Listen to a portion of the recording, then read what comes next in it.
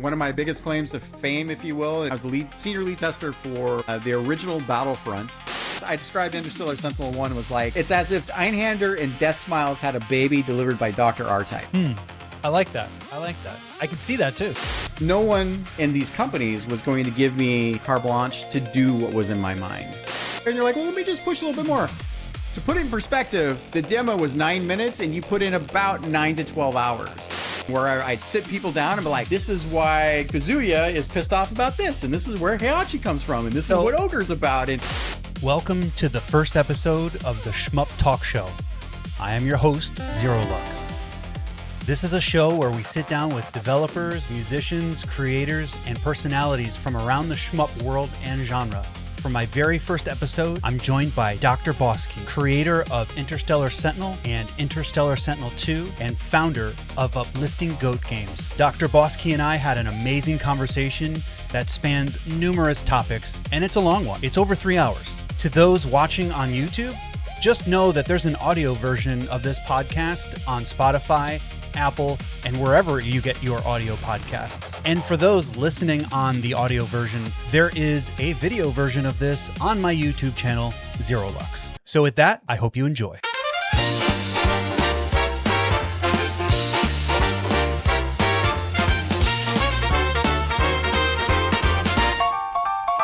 Welcome to the Shmup Talk Show. How do you do?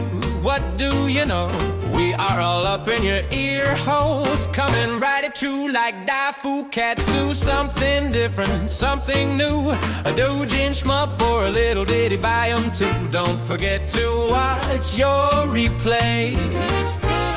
Like a barrage of bullets in your veins, make sure to maintain your chain. Tap, dodge, left and right. That 1cc is out of sight. Just a couple more shots or so, they say. Don't credit feed your day away. Let's not waste any more time. Let's get into the shmups. Insert coin, here's your host,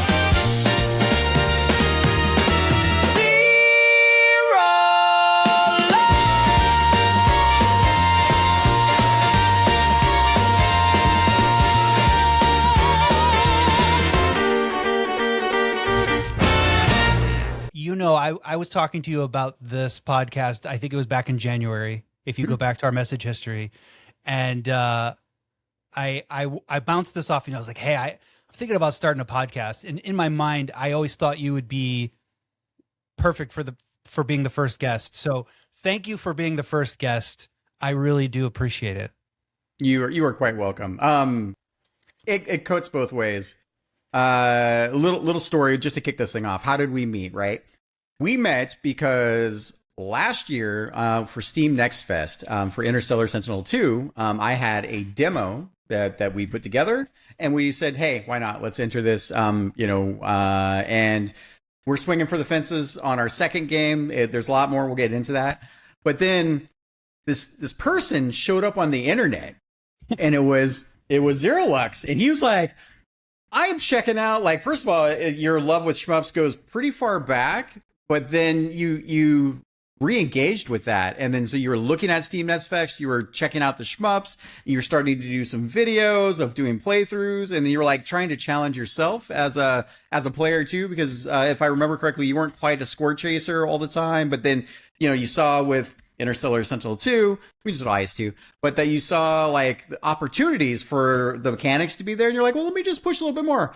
To put it in perspective, the demo was 9 minutes and you put in about 9 to 12 hours. And I was like, yeah, we were running around the studio. Like, I was like, oh my God, we've got to, like, someone that's a super fan, because that you don't play something for 9 hours because you're hating it, right?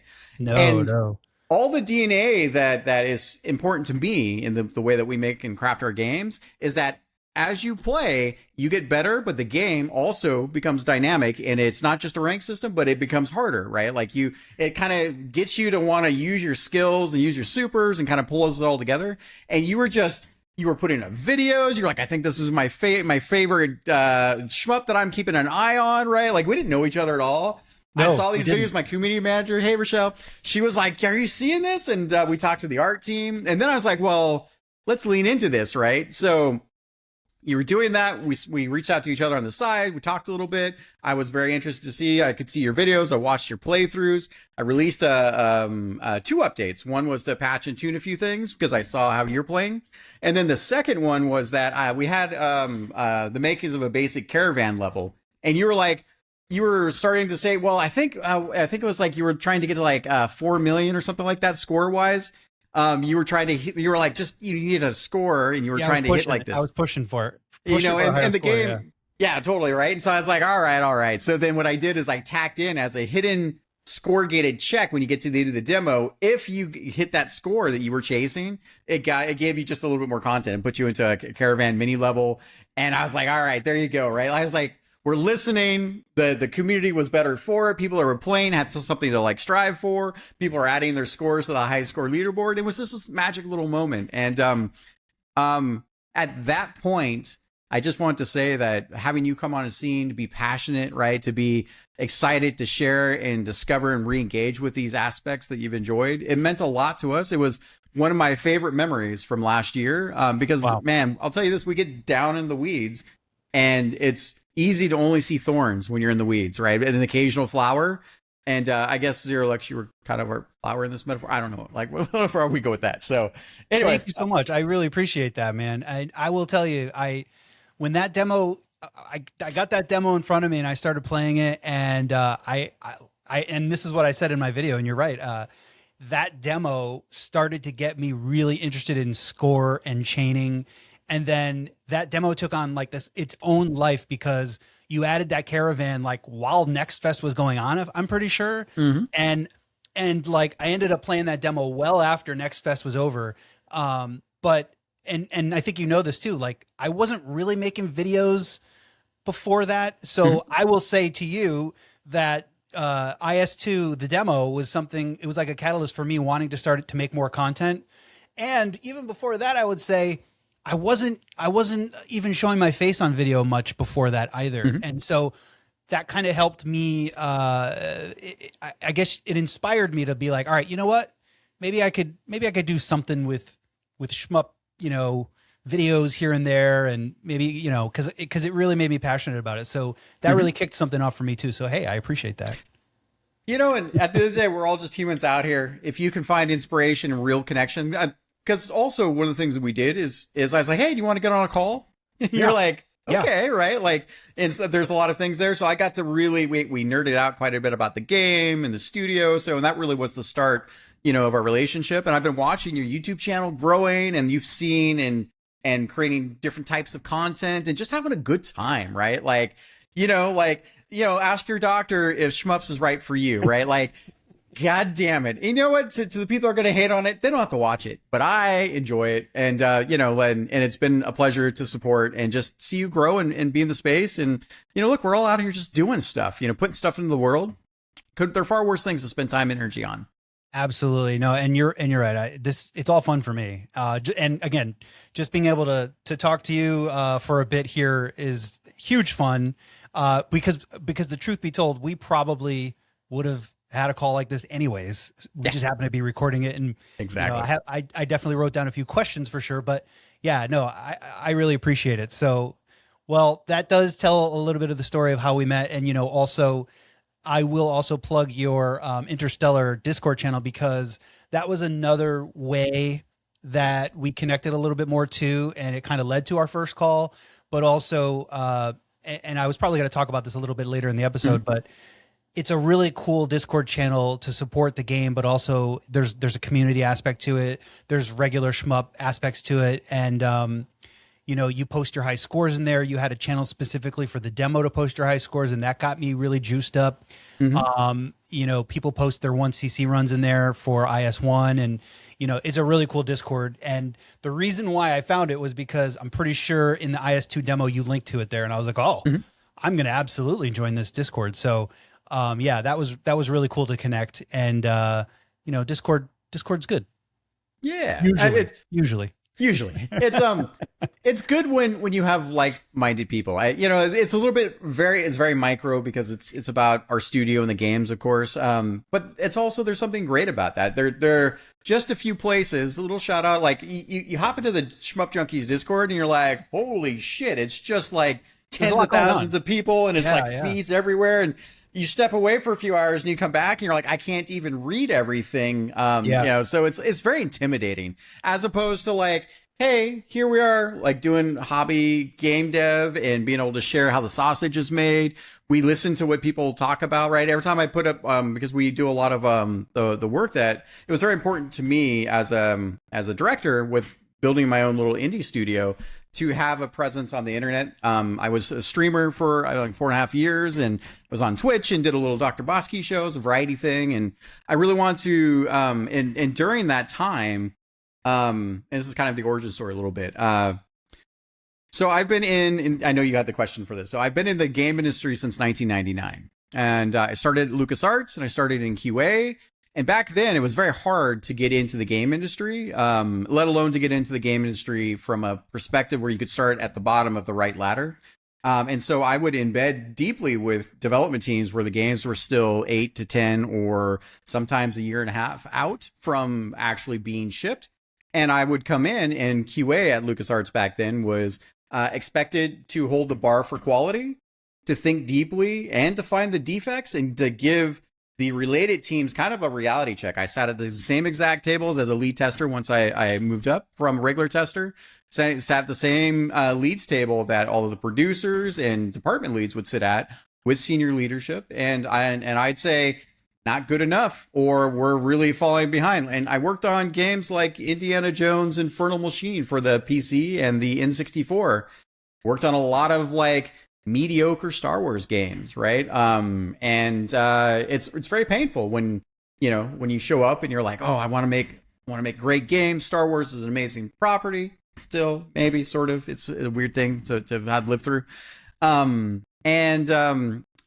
then, I was hungry, still very hungry, to learn everything I could learn about game development. So there wasn't anything I wouldn't do. And one of my biggest claims to fame, if you will, and people like, oh, you worked on that? Oh my God, right? Is I was the senior lead tester for the original Battlefront. And we're talking about the OG Battlefront, not the reboot, right? So yeah.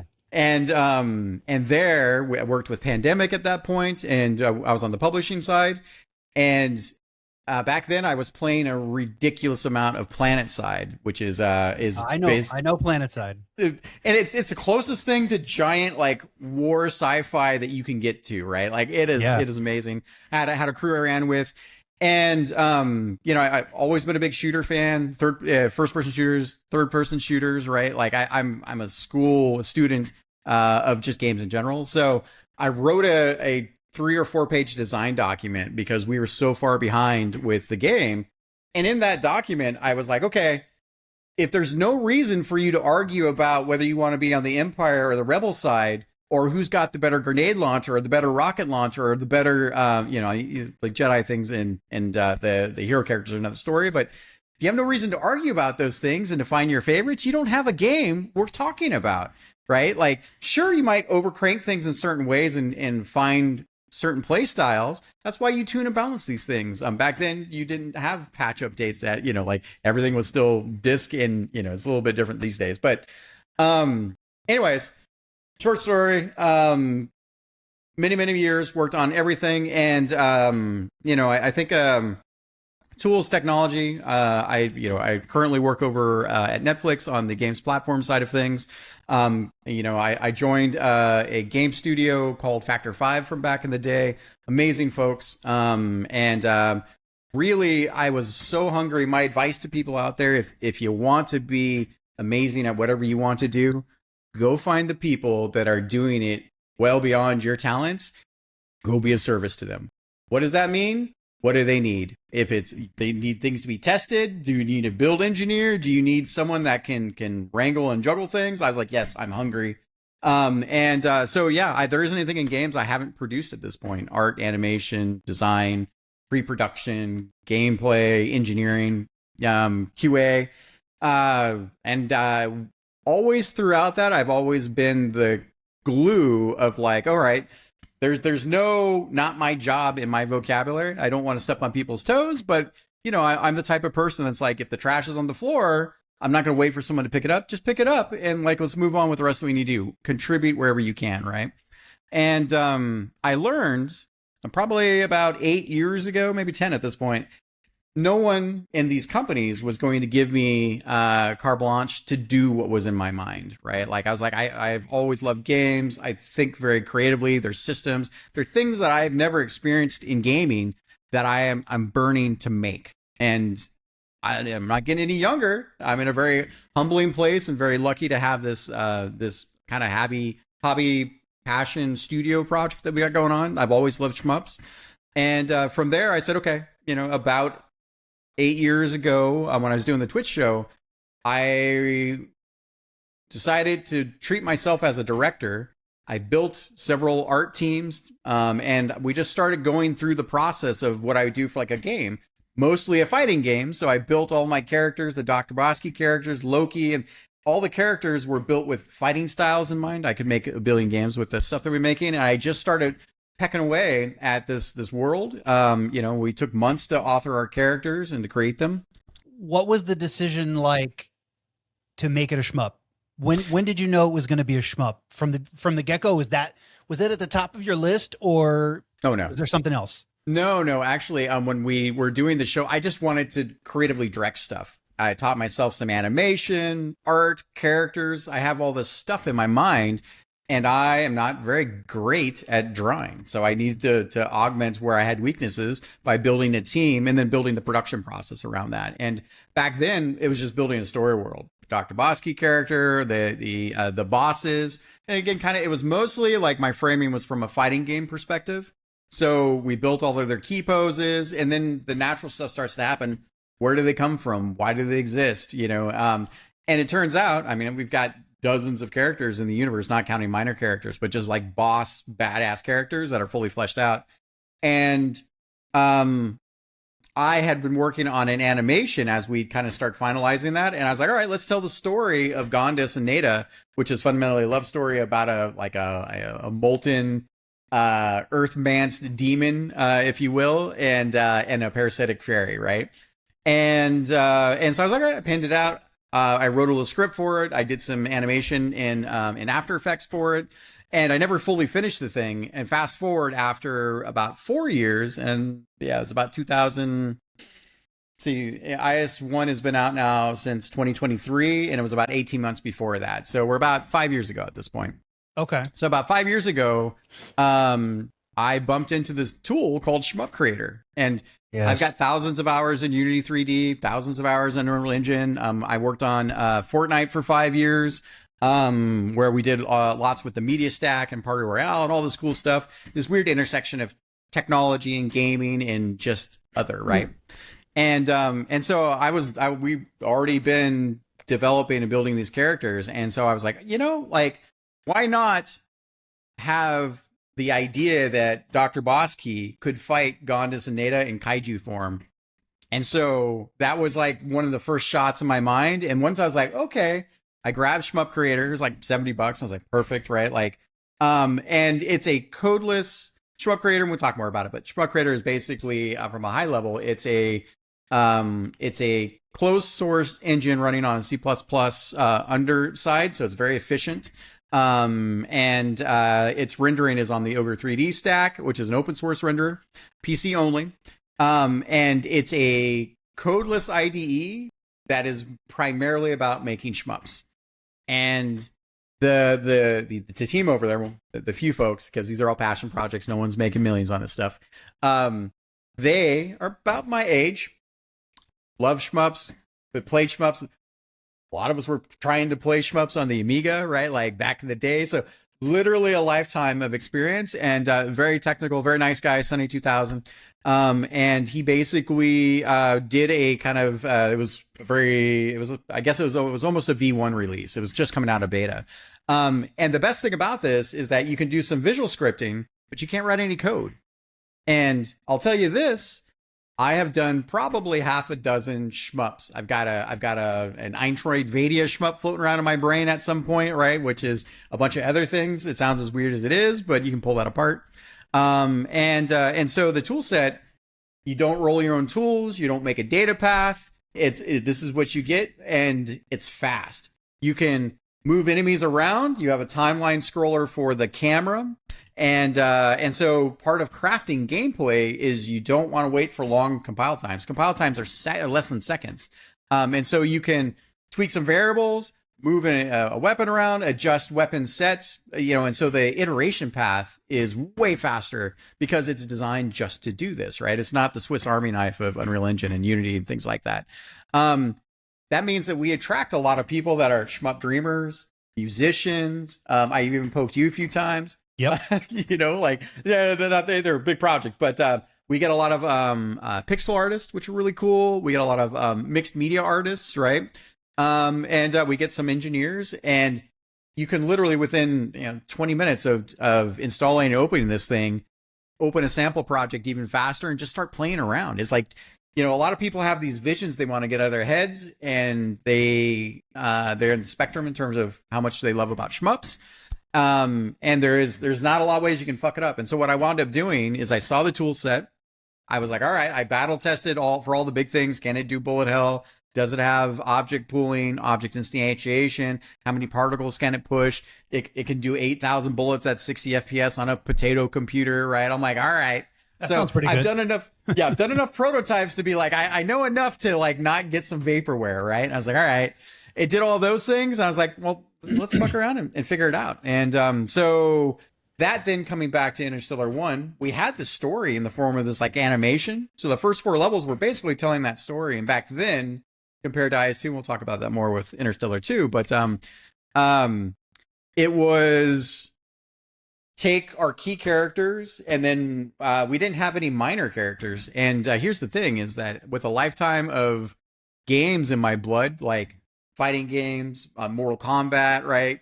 I basically, we went about the process of then designing our monsters, what do they look like in these different scenarios, and we start to flesh out more and more of that story world. So, and that was the genesis, of like starting the project. It took 18 months to do from scratch.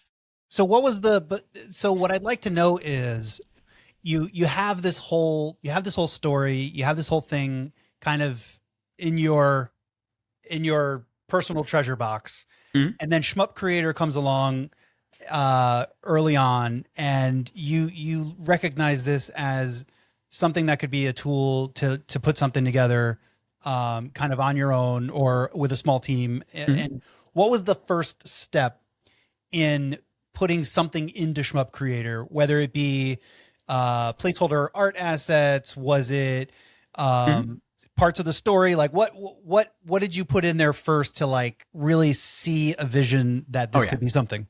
So, games start with, can things collide reliably and get damaged? So I had to kick the tires on what the engine could do. And I just explored that even before we got my art team involved. So it was first player controller. Like, does it have inertia? Oh, it's got an option for that. Okay, if you wanted to make your asteroids in this thing, you could. Okay, that's fine, right? Like, not, so does it allow me to easily tune variables? Player hit points, player damage. Okay, they worked on that. Great. Does it support analog stick controls? Because I've grown over time, and I'm a big console player too. My PlayStation 5 controller is one of my favorites, and the analog stick is silky smooth. There's something amazing about using analog controls. Shout out to the NG Dev folks also, because they adopted pure analog stick controls for Gunvein. And when you're navigating the bullet curtains with analog stick and you're fighting, just staying locked in, and you're trying not to thrash on the stick, there's a level of control that's amazing. And if you translate that to an arcade stick or a lever, that's your equivalent of tap dodging, right? Like you get into like, every time I touch the stick, because we're 0 to 1 and it's digital, not analog, then you get used to how far your ship moves. So I need to test all those things. Can we do digital? Can we do analog? Do those things work? All the basics, right? And then next it was like, all right, this works. Can I create bullet curtains? How many bullets can I push? Does the engine just take a dump if I want to have a screen filled with hundreds and hundreds of bullets, right? And the answer was, no, it actually does that. All right, it's working out. Then the next thing was, what if I want to put 100 enemies on screen? Maybe I don't ever want to, but like you always want to know, like, how far can you push something? Yeah. And it did all the stuff that you need to do to be a competent table stakes competency for making games, right? Like you need to be able to like have, you want to optimize your draw calls, you want to optimize your ability to push your bullets and the amount of entities you have on screen, the amount of particles, and then you want to know how does the engine behave when you max out each of those things? Does it, you can make anything crawl. Like I can take my beefy desktop and make code that runs at 12 frames a second, right? So, but it was a big part of like, no, I'm not making a shmup at 30 frames a second. You know what I mean? I'm not making a shmup that's going to be like, sometimes, mostly it's 60. So I was like, can it do the basics? And then after that, it was, all right, let's test out the object enemy entities. How do I construct them? What are the IDEs look like for that? How does it kind of map, right? I need to know everything. I just need to kick the tires on it. How do you assign explosions? How do you author explosions, right? How do you pull that stuff together? And then what can the engine do itself from a rudimentary sense of like tuning particles and like kind of the candy bits that all, like what kind of lighting systems that the engine's actually technically a 3D engine. So it supports a 3D data path as well, but I was like, just 2D for me, sprites, because it's a whole other budget when you're trying to get into 3D. Yeah. And then from there it was like, okay, what can we do for animation? And one of the weaknesses right now in the engine is that there's no state-based animation system. So if you want a character to like cock the cock back for their telegraph with shooting their bullet out of their gun and then shoot the bullet and have the bullet come out at the end of the animation, you can't script that. So that's why we adopted. I was like, all right, but I can work with that. I can figure out what our style is. We have a lot of characters in the way that we make our shmups, but I was like, all right, there's certain things because we're not working in the pixel art side of things too. So it's like, all right, well, how does it handle, 4K enemy sprites, right? Like and then there's some awfully interesting stuff that I've done with the engine, and the engine is fungible enough where it wasn't hard coding itself into corners. So I kicked the tires and all that. And then after I got all those prototypes together, I was like, all right, this is pretty cool. I got the art team involved and I was like, here's what we're going to do. And then I started to teach them the language of like, all right, we need to put together sprite sheets, which means we need to work on this. And my poor lead artist is like, I'm not an animator. I don't know. But he's a character guy, right? I was like, come on.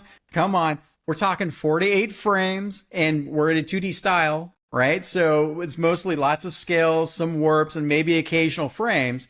And that's our budget. We're in a 4 to 8 frame style. A lot of people are like, why don't you just make more frames? And I'm like, why don't you just fuck right off? Like, it's all money, right? like yeah, sure, I can make 24 frame like animations. But it's, then you're making basically one character into the budget of 5 characters. And at some point you really do have to stop, right? So we stopped there, but that was the genesis of, we were just talking about how the beginning of kind of IS1 was coming to be with Shmup Creator. When you decided to make it a horizontal shmup, what were some of the games you might have been thinking about or inspired by? Because when I look at IS1, I immediately think of things like, a little bit of Death Smiles because of DrBossKey kind of being, a little bit of a flying person. And then, I'm curious, were those kind of influences there for you, and what made you decide on that? Yeah. So great question. So when you think about it like this, right? Back in the day when you were talking about first person shooters, and just go with me for a second, right? So is up and up or is up down? Did you come from a flight like game simulator or flight stick perspective where down is up and up is down? Or did you come from the the first person shooter perspective where then, when you move the mouse up, it's almost like normal versus inverted, between Mac and PC, right? And I'm curious, what is it for you? So for me, I've gone back and forth depending, right? So if I was playing Star Fox, back in the day on the Super Nintendo. Down is up and up is down. And then as I've progressed through my life, like now, I would generally say down is down, up is up. So I've actually gone back and forth. I'm also ambidextrous. I don't know if that has anything to do with it, but like, I don't know. That's kind of what how my brain works. But I also played a lot of FPS in my day. That's one of the genres where I really got started with too. So there's a couple of things. The reason why I asked that, right? And then this will answer your question to some degree. One is, let me take a side tangent. So I love that gaming also is kind of like, it's testing your neuroplasticity. Every time you come to a new game, you're mapping the rules and the constructs and how things behave, and then the mechanics, and then how you can abuse those things to have the highest skill expression, right? Can you break the game? Can the break, like for me, I come from a generation where it was always a rite of passage and necessity to finish my games that I bought. I very rarely, like quit games that I start. Like I'm not beyond it, because if I get trapped in kind of a sloppy modern game that wastes a lot of time with a lot of padding, I'm not down, right? And so the game has to be great in that respect to pull me through. But back then that was a thing. So the reason why I talk about that is it's this. So coming back to the is down, up, or up and down, right? And I think with shmups, horizontal or vertical, it kind of depends on where you're starting. And, probably, yeah. Like that has kind of they have different like game flows, right? For me, so I'm 49, and my very first shmup was Life Force on the NES. And man, like I was like probably 8-9 years old, something like that. It was my very first shmup. What is this, right? I had played, like I cut my teeth on the Atari 2600, Commodore 64. This was before I started building my first like 286 and 386, right? Like on the PC side of things. And I fell in love with the game. One, because I bought it. I raked a boatload of yards. I mowed and raked yards. Again, 8-9 years old, right? So people took pity on me, but I had to earn my money, right? And surprise, games were still $60 freaking back then. Sometimes they were more, which is wild. And so part of my love of choosing horizontal is that horizontal shmups make me feel like I have a bigger sense of adventure in the world. I feel like I'm discovering things. Played a lot of Gradius, obviously Life Force, right?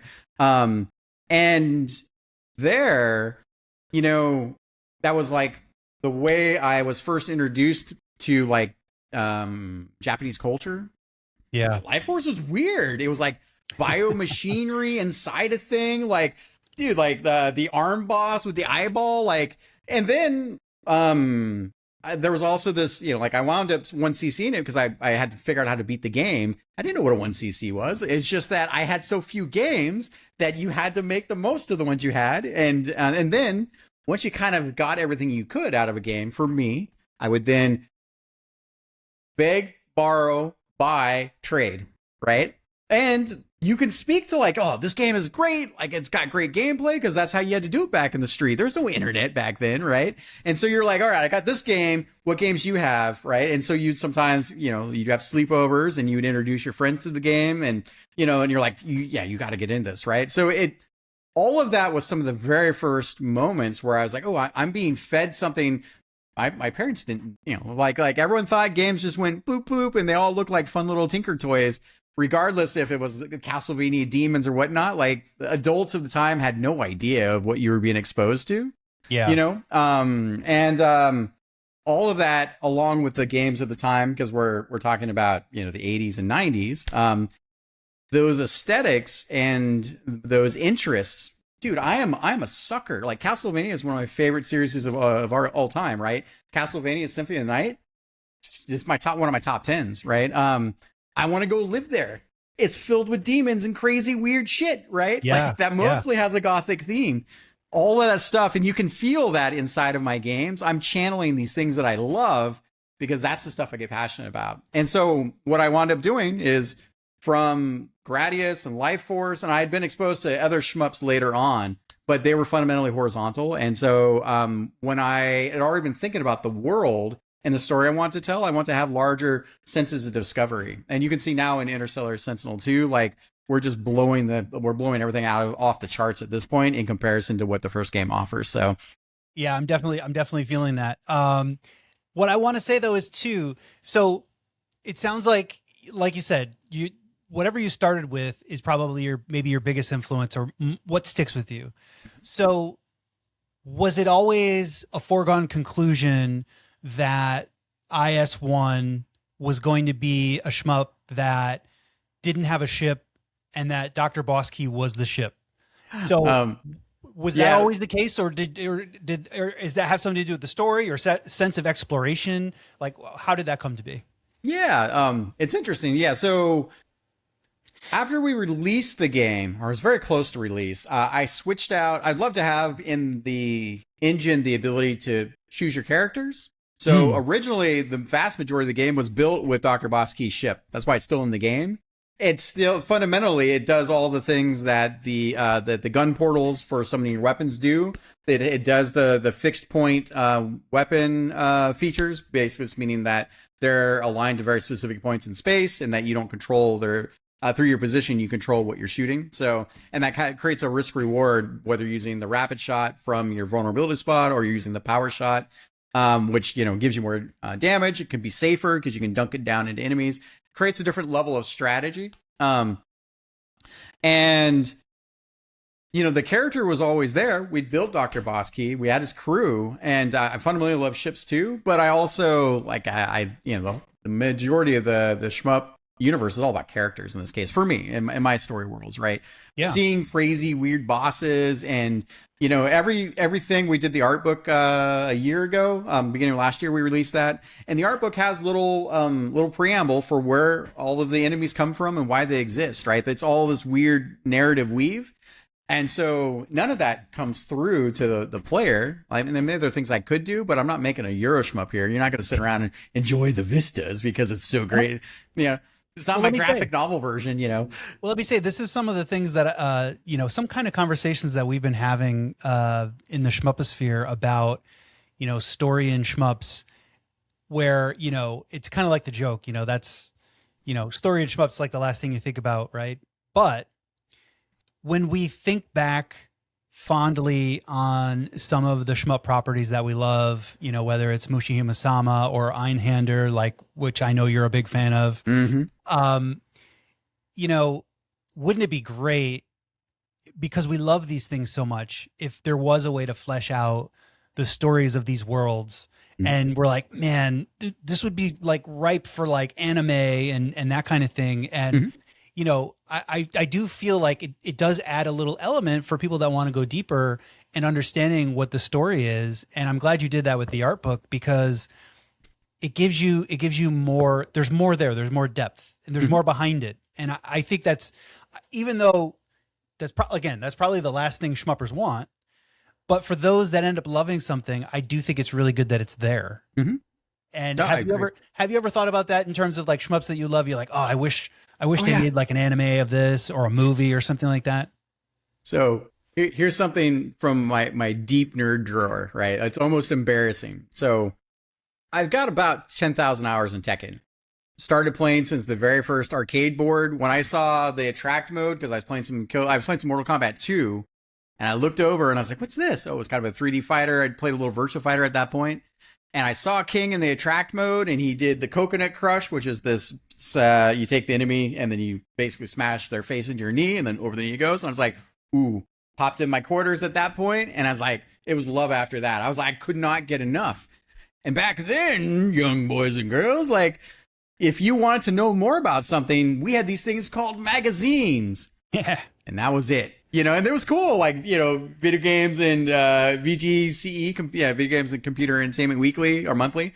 And there were a number of things, right? But there wasn't really, there wasn't ubiquitous information. And so I had, in the course of Tekken, because I played the arcade, and then I got the PS1 version. And then I was like, holy shit, this is amazing. And I beat it's not really story mode, but I beat the story mode, very light story, right? But I beat that with all the characters. and then all the characters you unlock, right?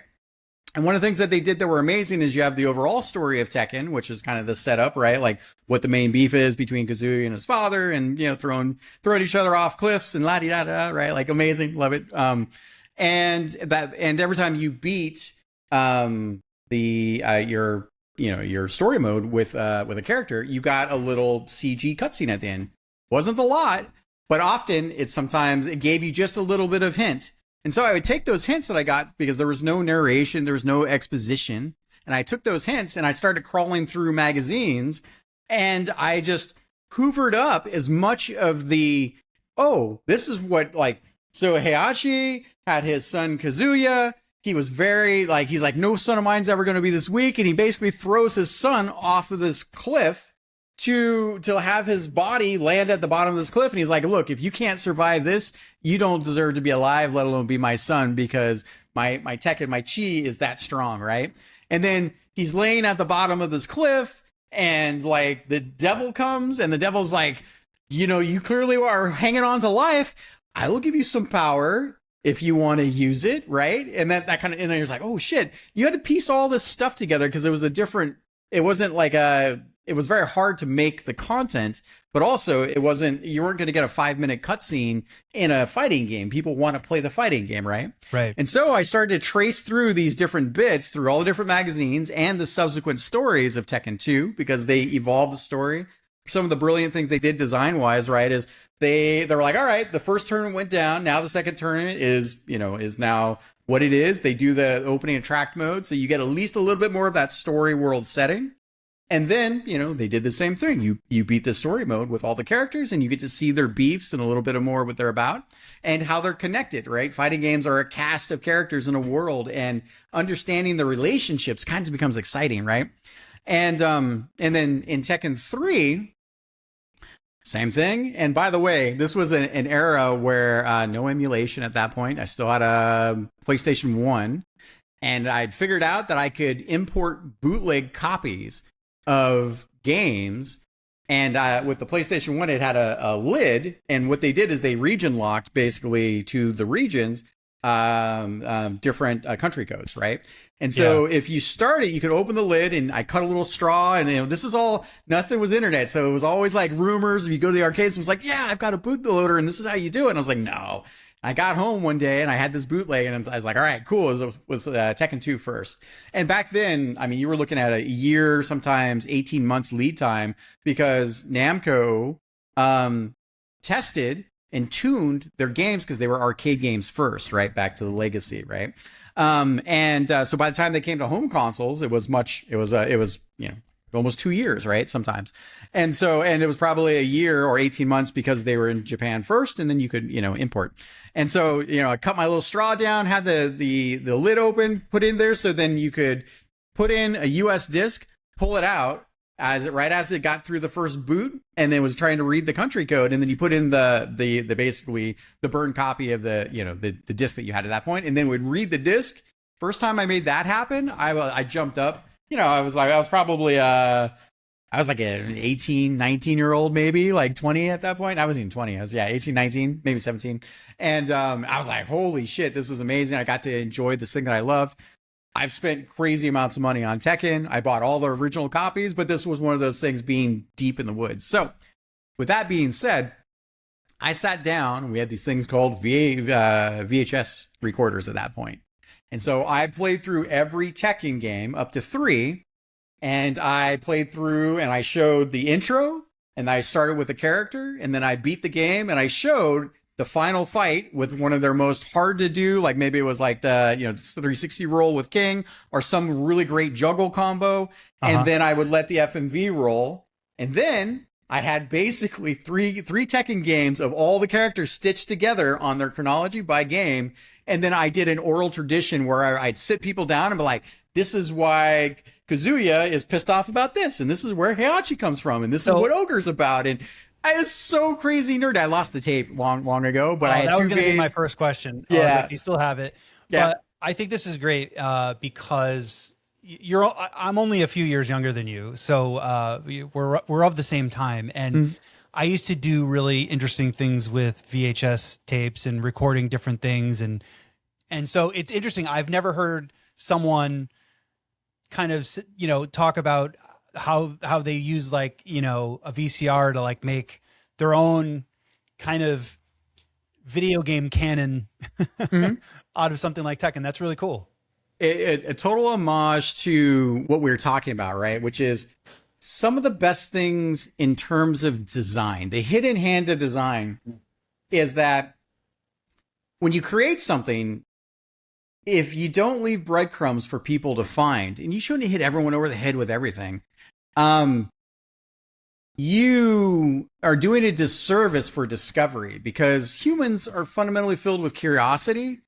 And as we continue to spend time with things, being able to pay off, like your job as a designer is to make humans feel clever, make them feel skillful, allow them to express their skill, allow them to be excited to learn something to share with another human, because they're so into this, right? That's one of the reasons why Toho Universe is as crazy as it is, because they opened up and they said, hey, anyone wants to create, here's our cast of characters. And now Toho is beyond just shmups, right? It's beautiful. Yeah. And some of it's a weird craft that gets lost. Some of it doesn't get talked about. Some of it is so ham-fisted in the modern age because of the budgets and size of games. It's also kind of exhausting. I was going to say, you must have been around for this. But what was it? Probably early to mid 2000s when machinima was a thing. Mm-hmm. Yep. And I feel like some of this was that, right? You were watching like Red versus Blue. They were using Halo footage to make like funny skits and stories, and it went all kinds of different crazy places. What I feel like is interesting, I guess I don't really hear about machinima very much anymore, and I feel like AI is kind of like an alternative to that. But it's interesting as we've gone through these decades where there's something where people figure out some kind of way to bring in, their fandom into a multimedia space, right? But back in the day, it was like VCR. That was like, Dude, that was I had it. 2 VCRs too, so I could then edit. I like run one back and record, and so I could splice it all together. And when you make a copy of a copy of a copy, it's not quite as good as the first, right? So that was about the same way with anime back then. Like my favorite anime of all time is Ninja Scroll, and by the time I'd watched that, because it was still the VCR times, right? It was probably 20 copies deep. I just got the Blu-ray version. Oh my God. It's amazing. One of my favorite. And the problem is when you discover a medium like that, and that's your intro, it is so freaking hard to find the greatness of the other examples in anime that are, there's lots of anime that's very good, but I had a hard time finding that, because the same people that were like showing me that were like, hey, have you seen Legend of the Overfiend? And I'm like, oh, this is a whole other spectrum, right? So we're nerding out, and that's what it's all about. Yeah. But let's get back to IS-1 a little bit, and this will bleed into IS-2 as well, but you obviously are leaning more into the cyberpunk theme for IS-2. It's obviously there in part 1. So where does some of that come from the things that you love? What are some of the influences on the cyberpunk side? Because I love all things cyberpunk myself, and I'm just curious, like what you're thinking about when you're putting that together. So when I was in the middle of making IS-1, back then I was naive, even with my production brain. I was like, well, we've got 10 bosses. We'll have 10 levels, and every boss will be its own biome theme from where they came from, and the level will carry that. And back then it was mostly just parallax scrolling with maybe a couple other things. It wasn't the production values that we're on right now. And I was like, whoa, we're never going to finish this game. We were already like, 13 months in. I was like, I need to focus, right? So I decided at that point, then every game is going to have one of the main bad guys. Gressel's the bad guy for IS-2. And he's basically a cybernetic werewolf, where this corporation called Paltech, what they do is it's this other world from here. It's their main export is mercenaries, and they do advanced R&D. So this corporation discovered this planet where lycanthropy was a real affliction, and created high regeneration, I'm a super nerd, right? Like D&D, game master, world builder. Like I just love being in this space. If I can imagine the future, I can imagine fantasy. It's just my jam. I get excited about that. I want to live in a lot of these worlds. So anyways, what they wound up doing is they basically spun up a division to harvest the biomatter, and then they reverse engineered lycanthropy, and then they built a super soldier line. Not pretending like my ideas are the most original ever, right? But they did this. And then the story of Gressel is that because they built the super soldier line, that they found as they basically loaned out these mercenaries to other worlds, they'd go and have these battle campaigns, right? And they found that short of decapitation or cutting out their hearts, they would always mostly regenerate. The limbs wouldn't regenerate, so that was a problem. But so you'd have these super soldiers that were literally torsos, or they had appendages blown off, and they were able to regenerate enough to keep their limbs from bleeding out, but they wouldn't regenerate the limbs. And so what they said is like, oh, this is an opportunity to graft this lycanthropy with these super soldiers. And so they started bringing in these basically biomachine enhancements, right? Cyber legs, cyber limbs. Gressel had his basically half his face blown off at one point, so they augmented like this nanoparticle plate that grafts with his flesh. And then they're like, well, why don't we turn the eye into a multi-spectrum sensor eye? Hence, you can already see the cyberpunk stuff, right? So this is where Gressel came from, and these are just pinned notes, and that was kind of the theme of the backstory. It sounds like you're bringing in some of the things that you love, the influences, whether, I don't know, if you're into William Gibson or Blade Runner, all that stuff, yes. Like you're saying, D&D, and it's a little bit of a hodgepodge of all the things you love. Yeah, absolutely. And I know that you referred to IS-1 as a shmup love letter. And I feel like in some ways it's a love letter to shmups, but it's also a love letter to things that you love. So talk about that a little bit. Yeah. So, and I have some videos out there. So as you play through Interstellar Sentinel 1, like we have these themes for these main themes. We have 4 main themes, and one of them's this this kind of living forest. I had already mentioned Mortal Kombat 2, and I'll tell you this: there are these moments where you discover a game and it blows your fucking mind, right? Wait, so is that an homage to the forest in MK2? That's exactly it. Yep. I did not put that together. These big treant demons, right? Like, and then I was like, well, we'll make them big. But yeah, the first time that I had seen the stage, because Mortal Kombat 2 was new, and I was like, oh my God, it's out. I was going to the arcade several times a week at that point. And they had these trees in the background, and they would go, whoa. Right? They were like basically treants, right? Yeah. Everyone borrows from everyone else. You're like, there's nothing, and Tolkien already did it, right? Like claimed it. But I was like, ooh, it's seared into my brain. And I was like, ooh, like if we could do a living forest thing, treant demons. I was like, we'll make it ours, right? We'll shmupify it, right? And I really wanted to have these like large, like, because they basically run on their own roots. And they're like, they run on their roots, and then they like try to swoop in at you, right? And they control a lot of the space. And it was a real pain in the ass to figure out how to get them to be in the background enough to not have so much contrast. Learned so much in the last bunch of years that makes you feel like, oh, I can't cross over the faces and like all that good stuff. So, but yeah, so Mortal Kombat 2, right?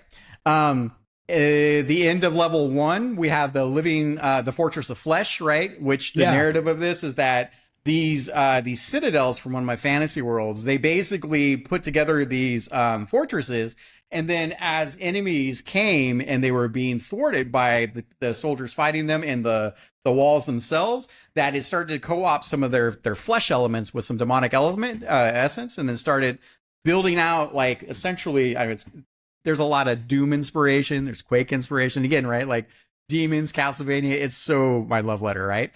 And as a result, that is my homage to, like, the first time in Contra. Running guns are also one of my joys, right? Where we fought the boss wall, and I was like, ooh, like the boss big base wall, and we're generating that, right? So, my influences are all over that. In level 3, so one of the main themes of Interstellar Sentinel 1 is that there was a demonic titan, and it was what it did is it walked through the world. And titans are giant, right? Old school mythos. You mentioned kaiju as well, so yeah. I'm assuming there's something with that too. But go ahead. Oh yeah, absolutely. And so I really got into this really interesting idea, and this is where the origin story of Gondas and Nede come from, right? And so basically, thousands of years ago, the heroes of the time, you can't kill titans; they don't die. But they found a way to subdue it and force it into slumber. And so it laid down and went to sleep. And then after thousands of years, the forests and the island itself basically overgrew the Titan itself. And the Titan, as it laid down, it had its mouth open. And so because it was slumbering, it has these demonic power, right? And these waves permeate through basically this world, and they attract people looking for that power. So both good and the adventurers come because the evil folks come to get more power, right? Like, and so inside of this, there was a whole subterranean city that was built inside of this basically Titan, right? It sort of has this kind of fossilized like biomass to it, right? It sort of calcified, if you will. It's still there. It could kind of wake up at some point. It's been trying to. That's kind of the narrative where it's at. And so within that, I got to stop because there's way too much. Short story is that within that story arc, the followers of Srivas, that's the name of the Titan, basically had this dark wellspring in which it tapped a little bit deeper into the essence of the Titan. Because the Titan's a demon, it connects to the demonic universe, and so they channel bits of the Titan essence, and then they use their magics to pull from the side of Srivas, along with channeling portals to the demonic realm to form Gondas, who's sort of like he's like like an elemental demonic rock beast, and an anglerfish had a baby and fused with this parasitic fairy thing. A whole other subtext. So the influences from that are all over the place. You've got a lot of D&D there. You've got old mythos, right? You've got Greek mythology, right? And I'm not necessarily thinking about these things, but these are like the first time I thought about the size and scale of what a Titan is. My little brain was like, right? And it just grafted inside of me. And so I've lived an entire life of these things that get me excited, and from that excitement I remix them and make them my own. And so it's literally a love letter to those aspects, but also the games, right? So the reason why I told you that whole story is because inside of that chamber where the dark wellspring is, where Gondas was formed, Srivas was like, because he can whisper to his followers, he basically made them his champions. And so they would hunt these adventurers that would come into his sanctum. And they would basically defeat them, and he'd absorb their souls trying to get enough power to wake up. And so we built in our animation for this, in the animated story for this, which is on YouTube as well. We basically built a fighting game arena, like a stage, right? So level 4 and level 3 is an homage to the inside of this thing, which is like Gradius, right? Because we have geometry that's dangerous. And I really always like that aspect of Gradius and Life Force, and like these constrained spaces that are very dangerous in themselves. So that comes from that, right? And level 4 then is one giant kaiju fight. And that's like my nod to essentially fighting game. Like I was like, I love fighting games. So we built all the art and the assets. We had them. We retooled them for the game. And then there's a reason why Gondas is in the back on his throne with Neda, and they're throwing a bunch of shit at you, right? So like, and no one knows any of this. Like you can kind of go piece it together, right? So, and then the other 4 levels after that are basically remixes, sub-themes of why the bosses exist in those biomes. And that's a lot of where a lot of that came from. Very cool. It's very cool to hear the backstory about the characters in the game. Let me also talk to you about, this IS-1 is about 3 years old, and you have been developing IS-2 for, I'm assuming, well over a year, if not longer, right? Yeah, we're probably 14, 15 months at this point. Mm-hmm. But in the time that I know you've been working on IS-2, you've actually been continuing to update IS1. You've added different caravan modes. You've updated the game, and I want to talk about that because some developers release a game, maybe they'll do a couple of housekeeping patches, and they're done, right? And there's nothing wrong with that, but I do think that there's something to say for a dev who, like you, is like continuing to update a game, because to me, you're already in a price point that is on the lower side, which I think the game is a bargain at full price. It's a steal at the sale price, but you continue to add value and adding content to the people who have already purchased the game. And so talk about why and talk about how you're able to actually do that. And, is it that you need a break from IS2, so you're kind of working on IS1, and let's just talk about that a little bit. Yeah, great questions.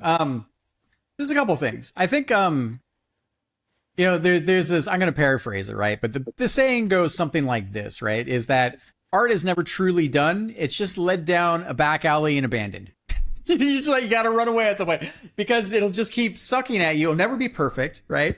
And sometimes you just got to stop fucking with it. Yeah. So the way I justify this in my mind, because I'm clearly not done in the caravan modes, for the folks out there. So, we're standing on the shoulders of giants, right? So Hudson Soft back in the mid to late 80s and mid 90s-ish, they basically did this thing called Caravan. And Caravan was in Japan. They basically did a roadshow for the Star Soldier series and a few other things, right? And back then, like, they were getting people to just play their games. Obviously, they're trying to sell them, but they were connecting with their fans. And they described it as it was one of the first times where children and adults could compete in a level playing field. And often the children, because they had more time, would do better than the adults. But the adults, the fathers of the time, if you will, I'm sure there were some others too, but they also really appreciated that they could recognize the skill expression, and because they could participate, they got the itch to play. And this is some of the earliest forms of where we come from, right? In terms of the enthusiasm. Yes, there were the arcades and things like that too, but there was something really magical about that. And they're obviously trying to sell games, but one of the things that happened there too, right, is that they would bring out the caravan modes, which is basically a time score attack, right? Get the highest score possible within the time frame, and then that was the competition, right? The people that scored higher then won the competitions, and it was fun. People had a lot of good times with that, right? And then what happened is what I would call the arms race. So the developers released the game, the players got better and better, and they had score as skill expression, and then they were getting a little bored. And then so the developer says, well, I guess we have to meet them where they're at and give them a little bit more. And so you just had this thing where maybe it's also one of the reasons why Shmups fell out of favor, but it became the arms race of how we got to having really, really hard games. It's actually very easy to make a very hard game. It's very hard to make a game that has a curve that it brings people into it and kind of helps onboard them in a way that helps them discover, right? Well, so you've added that kind of content to IS1, and does that take a long time? So there's a couple things. So the reason why I told that story is because we've done a couple of important things. So one is that we've released 3 caravan levels last year. We released the 9 Hells Boss Rush mode as well, which was as it sounds, right? And which we made a hot sauce out of, by the way, 9 boss sauce. It's a weird thing. You never know where these things take you. Yeah, 9 boss sauce. And I love that it's hey, imagine all these monsters, these boss monsters, crushed up and put into a hot sauce. That's what you get to eat. The Interstellar Sentinel hot sauce. Weird world we live in. But it tickles me. So one of the things is that I continue to update the game. We're sitting at just over 4,000 wish lists. So it's about 3,000 and change for Interstellar 1. And it's about 1,000 for Interstellar 2. And every time I update the game is an opportunity for people, 1, to get value, but 2, it's like a marketing beat, right? And 3, I'm not done. There's more I want to explore. I don't have to create brand new content, so I'm remixing a lot of the content, new bullet patterns and things like that. but the flow of the states, right? So I've created kind of I can sit down and within 3 or 4 days, I can crank out a caravan level. They're 5-minute levels at this point. And I just remix a lot of the stuff. I kind of created a template for me.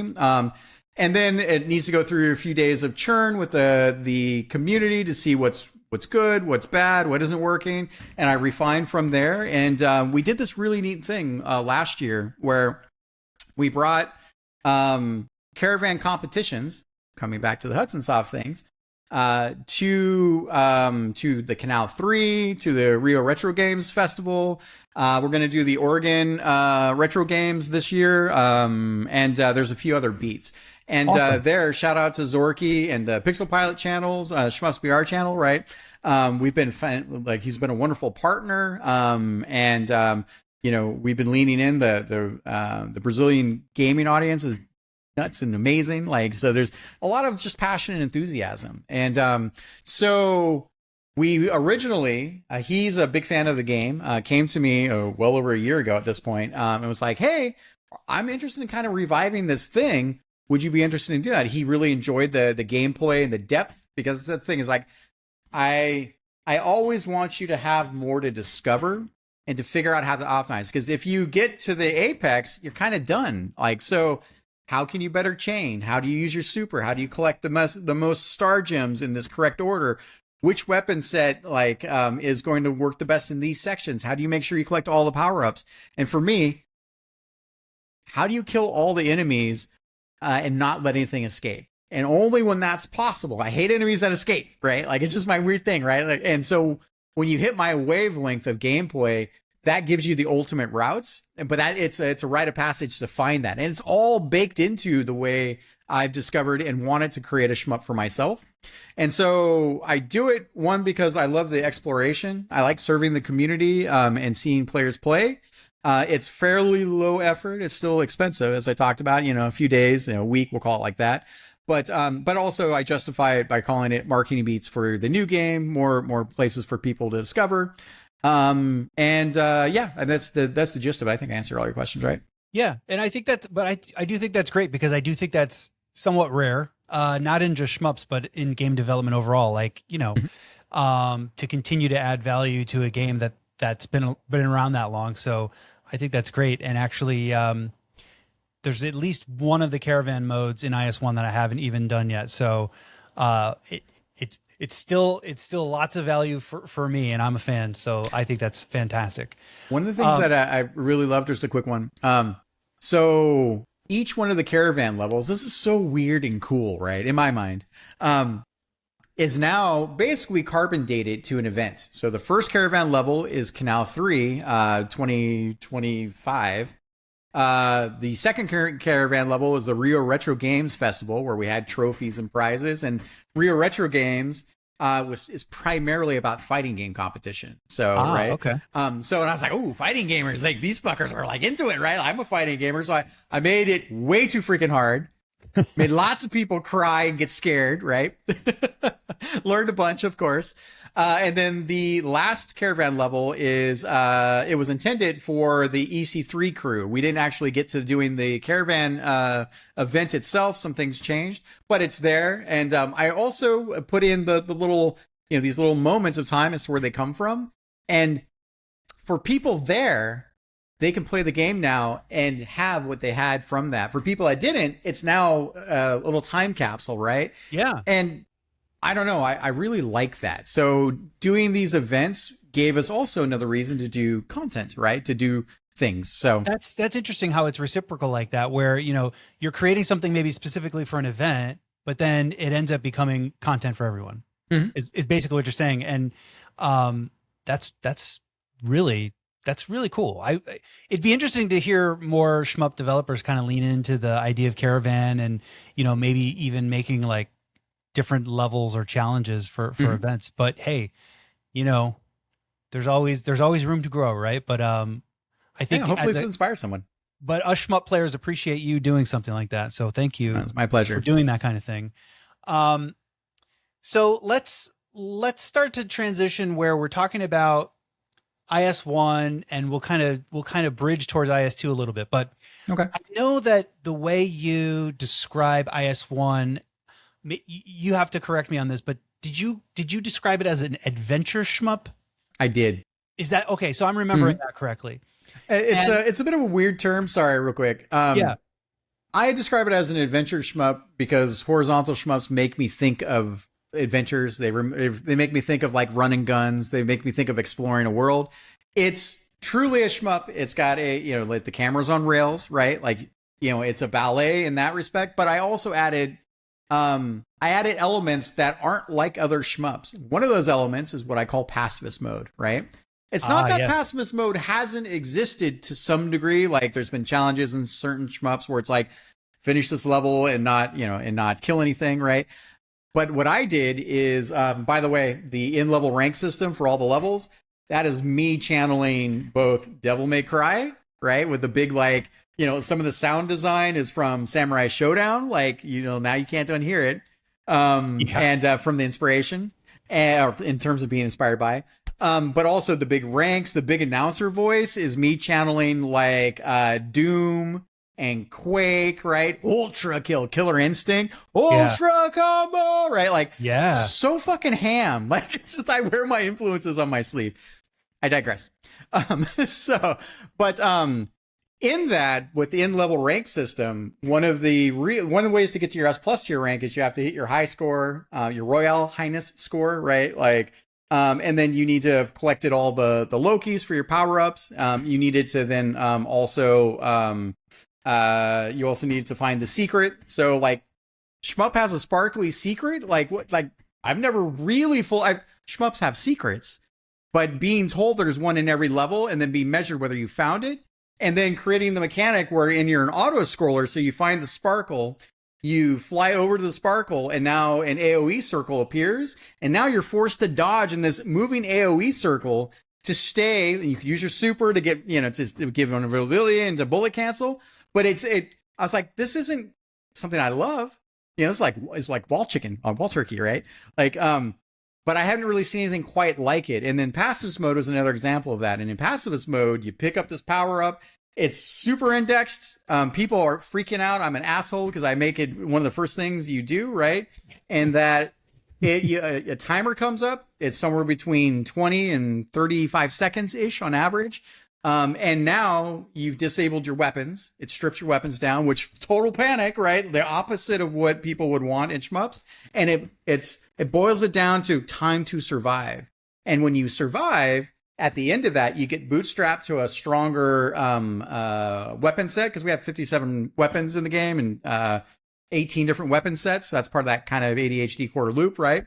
And the first time players hit this thing, they're freaking out, right? But I'm literally teaching you how to survive, and then every level has one of these little sections, right? They're optional until you stumble into them, right? Which some people do.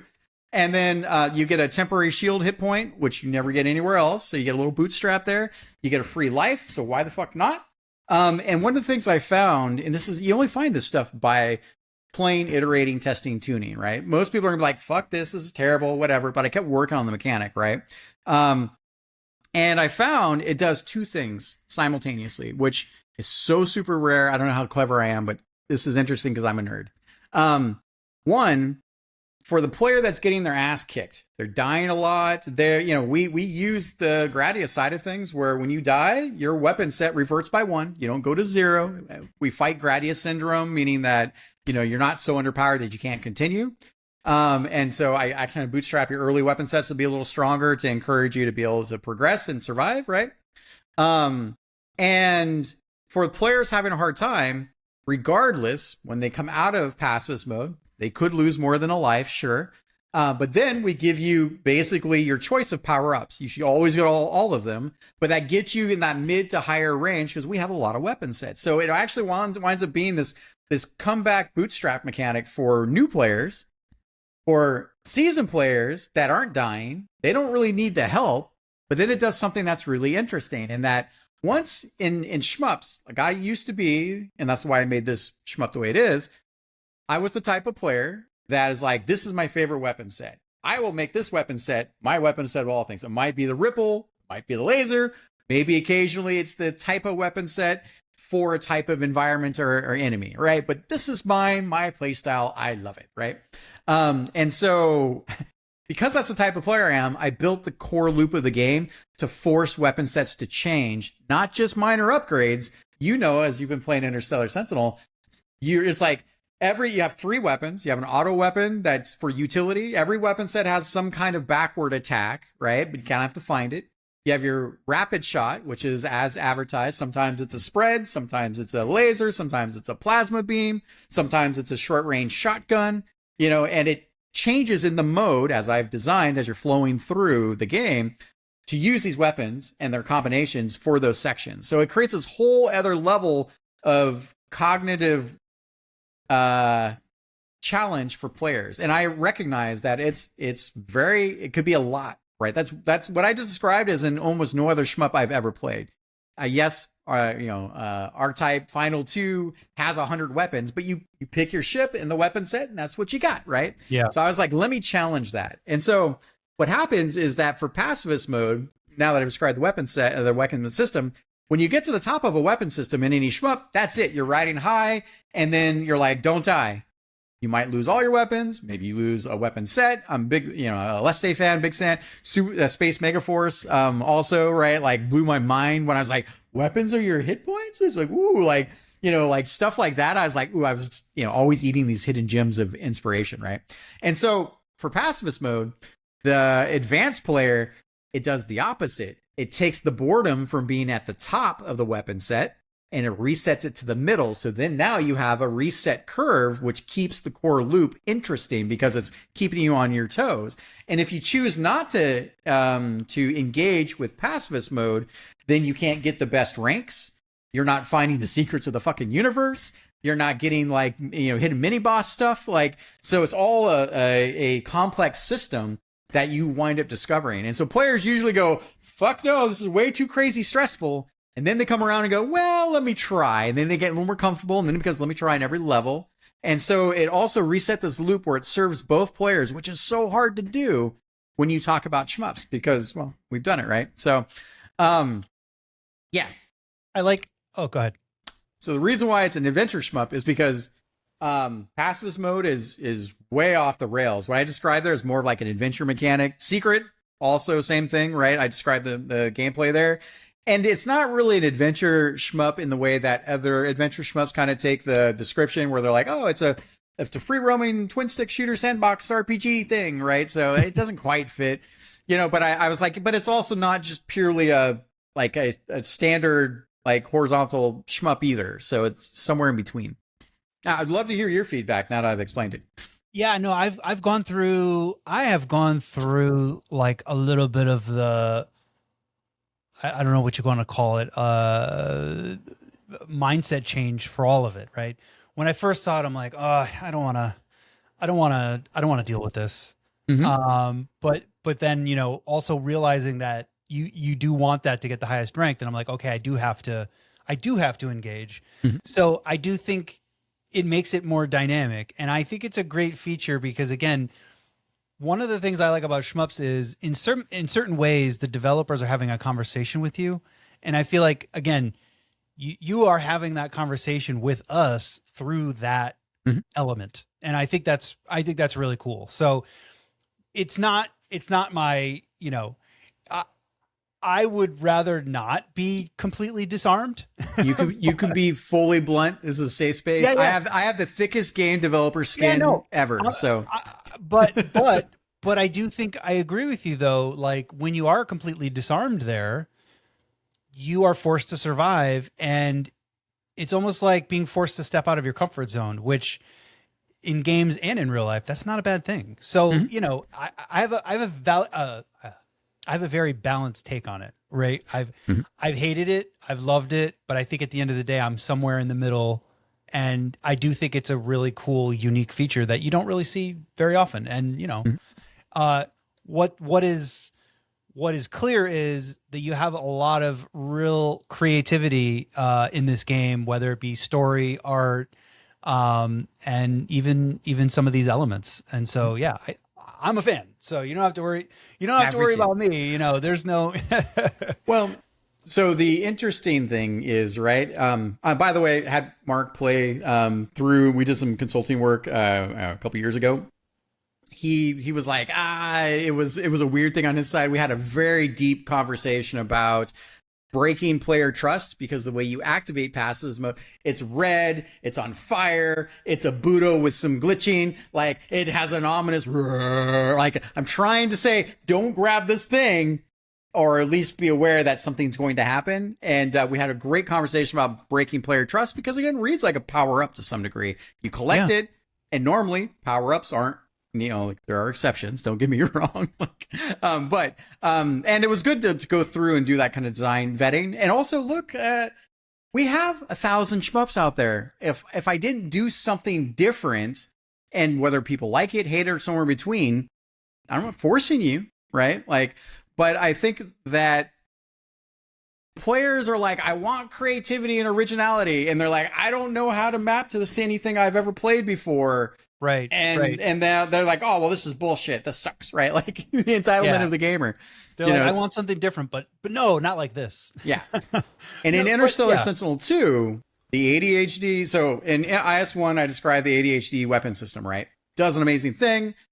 And a lot of fans are like, hey, is this going to be in IS-2?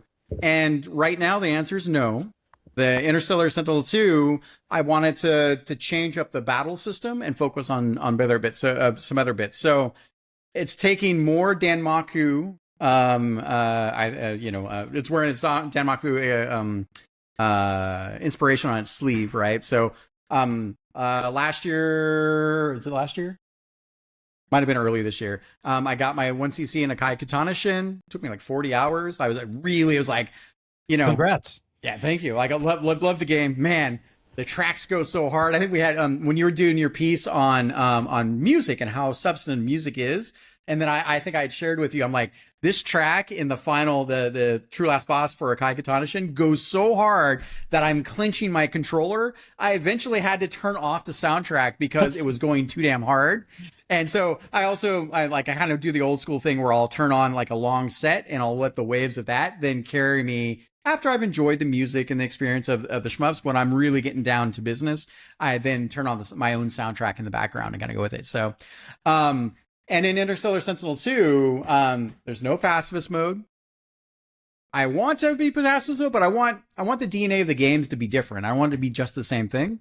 And every time I can remove something, I can add other aspects, right? So, IS-2's got a lot more Danmaku, definitely more bullet hell. Throughout, it's still horizontal, and it's now what we're doing is we're leaning deeply into environmental storytelling. So Death Smiles I'm a huge fan of Death Smiles as well. So you can see my influences all over that, as I described Interstellar Sentinel 1 was like, it's Einhander. It's as if Einhander and Death Smiles had a baby delivered by Dr. R-Type. I like that. I can see that too. And I love it, right? I was like, oh, this is cool. Like being able to have that. And I don't know what the equivalent is for IS-2 quite yet, but definitely it's definitely more Akai Katana Shin inspired and Death Smiles still. We lean deeply into a back shot now. We're still 16:9. That's a whole different play space to continue to design for. Again, I like the big design aspects. So, but lots of big set pieces, reasons for enemies to come into the world, have reasons to enter it, to be part of it, blowing up more of the world, like Batsugun. One of the things that's so freaking great about that is, your supers, your specials are blowing up the environment, and that there's this whole sub language of pulling apart the world. There's something really beautiful about that.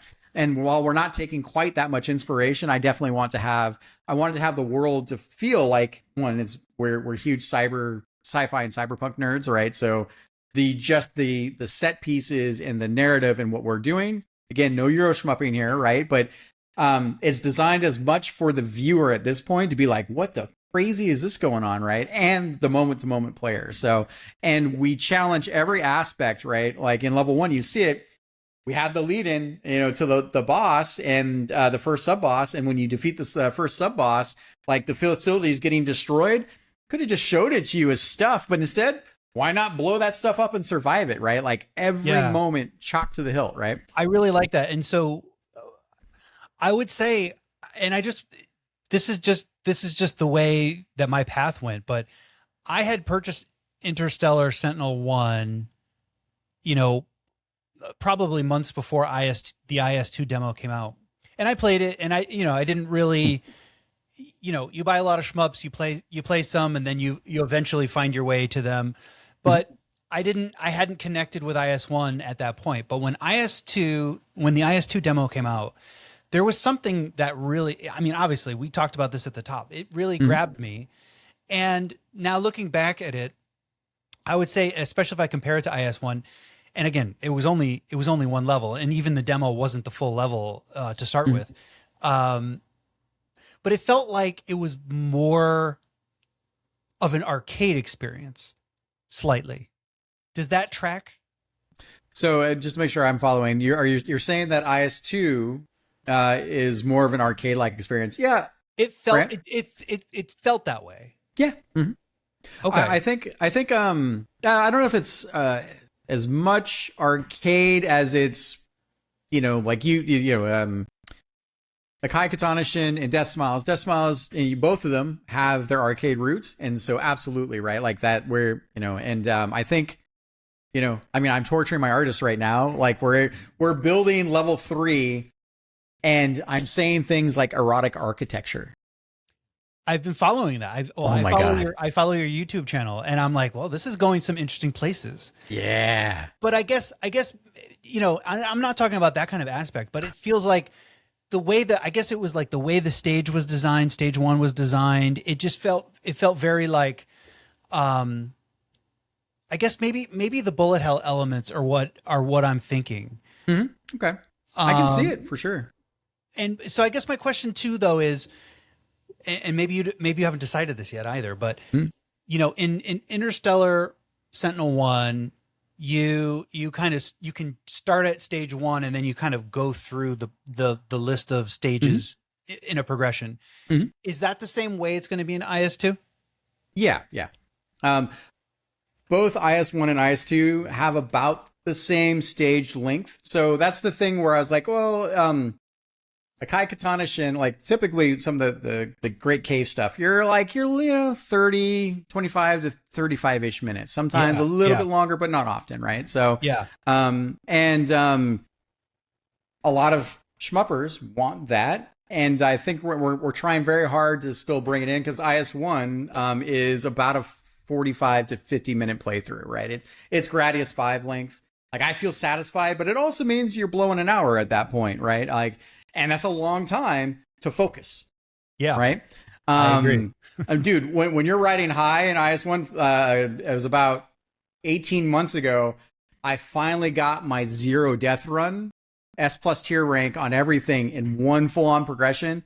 And the pressure continues to mount, because the way the medal system works for getting the monster trophies, it stacks how many, how big your multiplier is on your chain combo meter, and the score just starts ripping, right? You're getting into the multi-billions, and if you die, you drop all those medals that you collected across all the levels, and it's just pure pain, right? And man, and that's me. That's my game. Like, I've done everything without getting hit, because I don't want to make bullshit gameplay.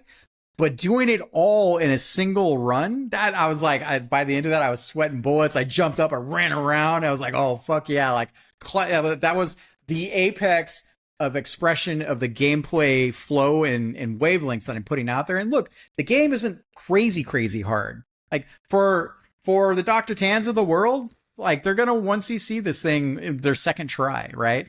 Because it's generous. I wanted it to be generous. I wanted to invite you in and layer it so as you got better, it gets harder. Then I basically tell you through the rank system, did you get your S+ tier rank? Did you collect the secret? Did you get all the Logis? Did you let enemies escape? Did you get all the alternate runs? Did you find the hidden mini boss in every level after level 2, right? Like, the game unfolds. And we've had players spend 120 hours with the game. And then finally, with that, did you get the best ending? Because there's 4, right? Like, they find everything. Did they finally get their SS plus? And I'm like, holy shit, because you don't really ever know. When someone gives you that kind of time, I kind of tear up just thinking about it, because, you know, I mean, I designed it with those layers in mind, and the vast majority of players are never going to engage at that level. But then you think about the Shmuposphere, you think about the players that do engage with games so deeply, and they can have an experience that continues to evolve to surprise and delight them. That's right out of my design book, right? Like that's a page right from it. And it's, you know, as I like to point out to our super fans, when you're hitting those S plus tier ranks, you are riding my wave of gameplay at that point. And it's not like I can make shit harder, but I don't want to. I want to try to make something that is somewhere in between to take you on the journey, right? I want you to sweat fucking bullets. It sounds like you're looking to make IS2 slightly less than the 45-ish minutes IS1 is? Yeah, we're trying to get down to that 35-ish minutes. We'll see. It's very hard. But we're at level 3. There's 5. The team, we've got all the main beats. We know what the story is. We know what the biomes are. Now we're just unearthing and actually constructing the sets. So the levels are going to get shorter and shorter. Not entirely sure if we're going to have a sub boss in level 3 or not. So 5 levels, 5 stages. Yep. And that's less than IS1. Yeah. IS1 is 8 stages plus credits. And then, because who wants to watch credits unless evil DrBossKey shows up and puts you into a bullet hell recital? Yeah. I will say though, you know, I'm a big fan of the 5-stage shmup, so that makes me even more excited.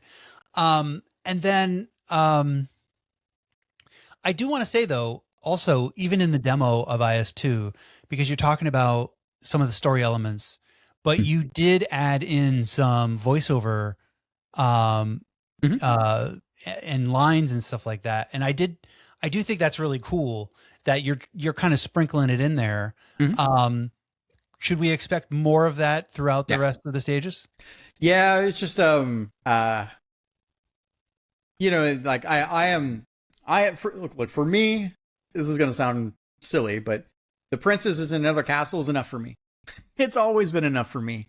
Everything else is gravy, or even worse, it's dribble that I don't want to wade through. Like, you know, it's fun. I love RPGs, right? Like, look, I just beat Saros, right? And Saros, thank you. Housemarque is there's a whole other conversation. We should have another podcast about this.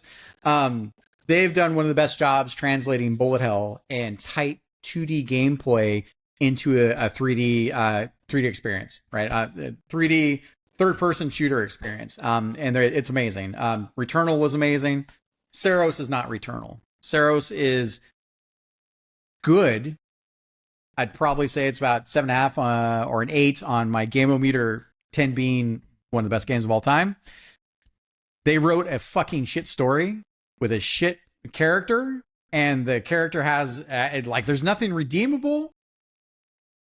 They don't really throw a lot of story in your face. They have a nice backdrop of like the cerebral sci-fi, and you're not forced to get through it, which is fine.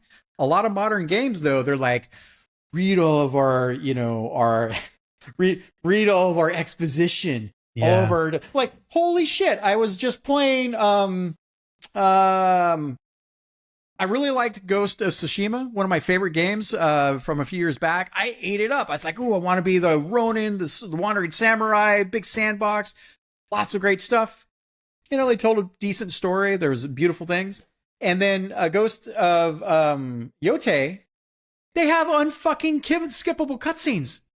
Oh, you gotta give the option. Fuck? You gotta give the option.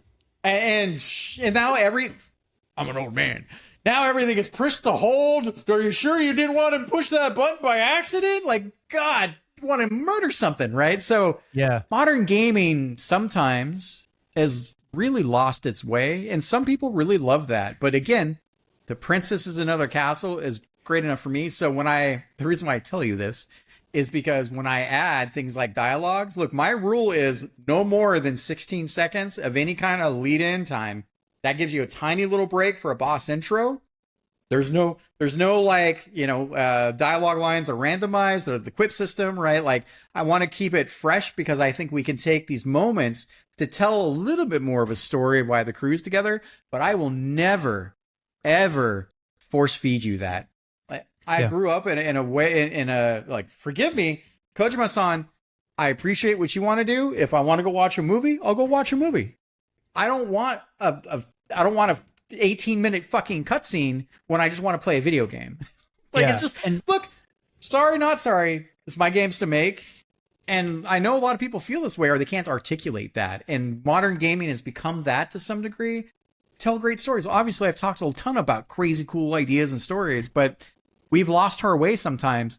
Mark would say, gameplay density matters. And he's not fucking wrong, right?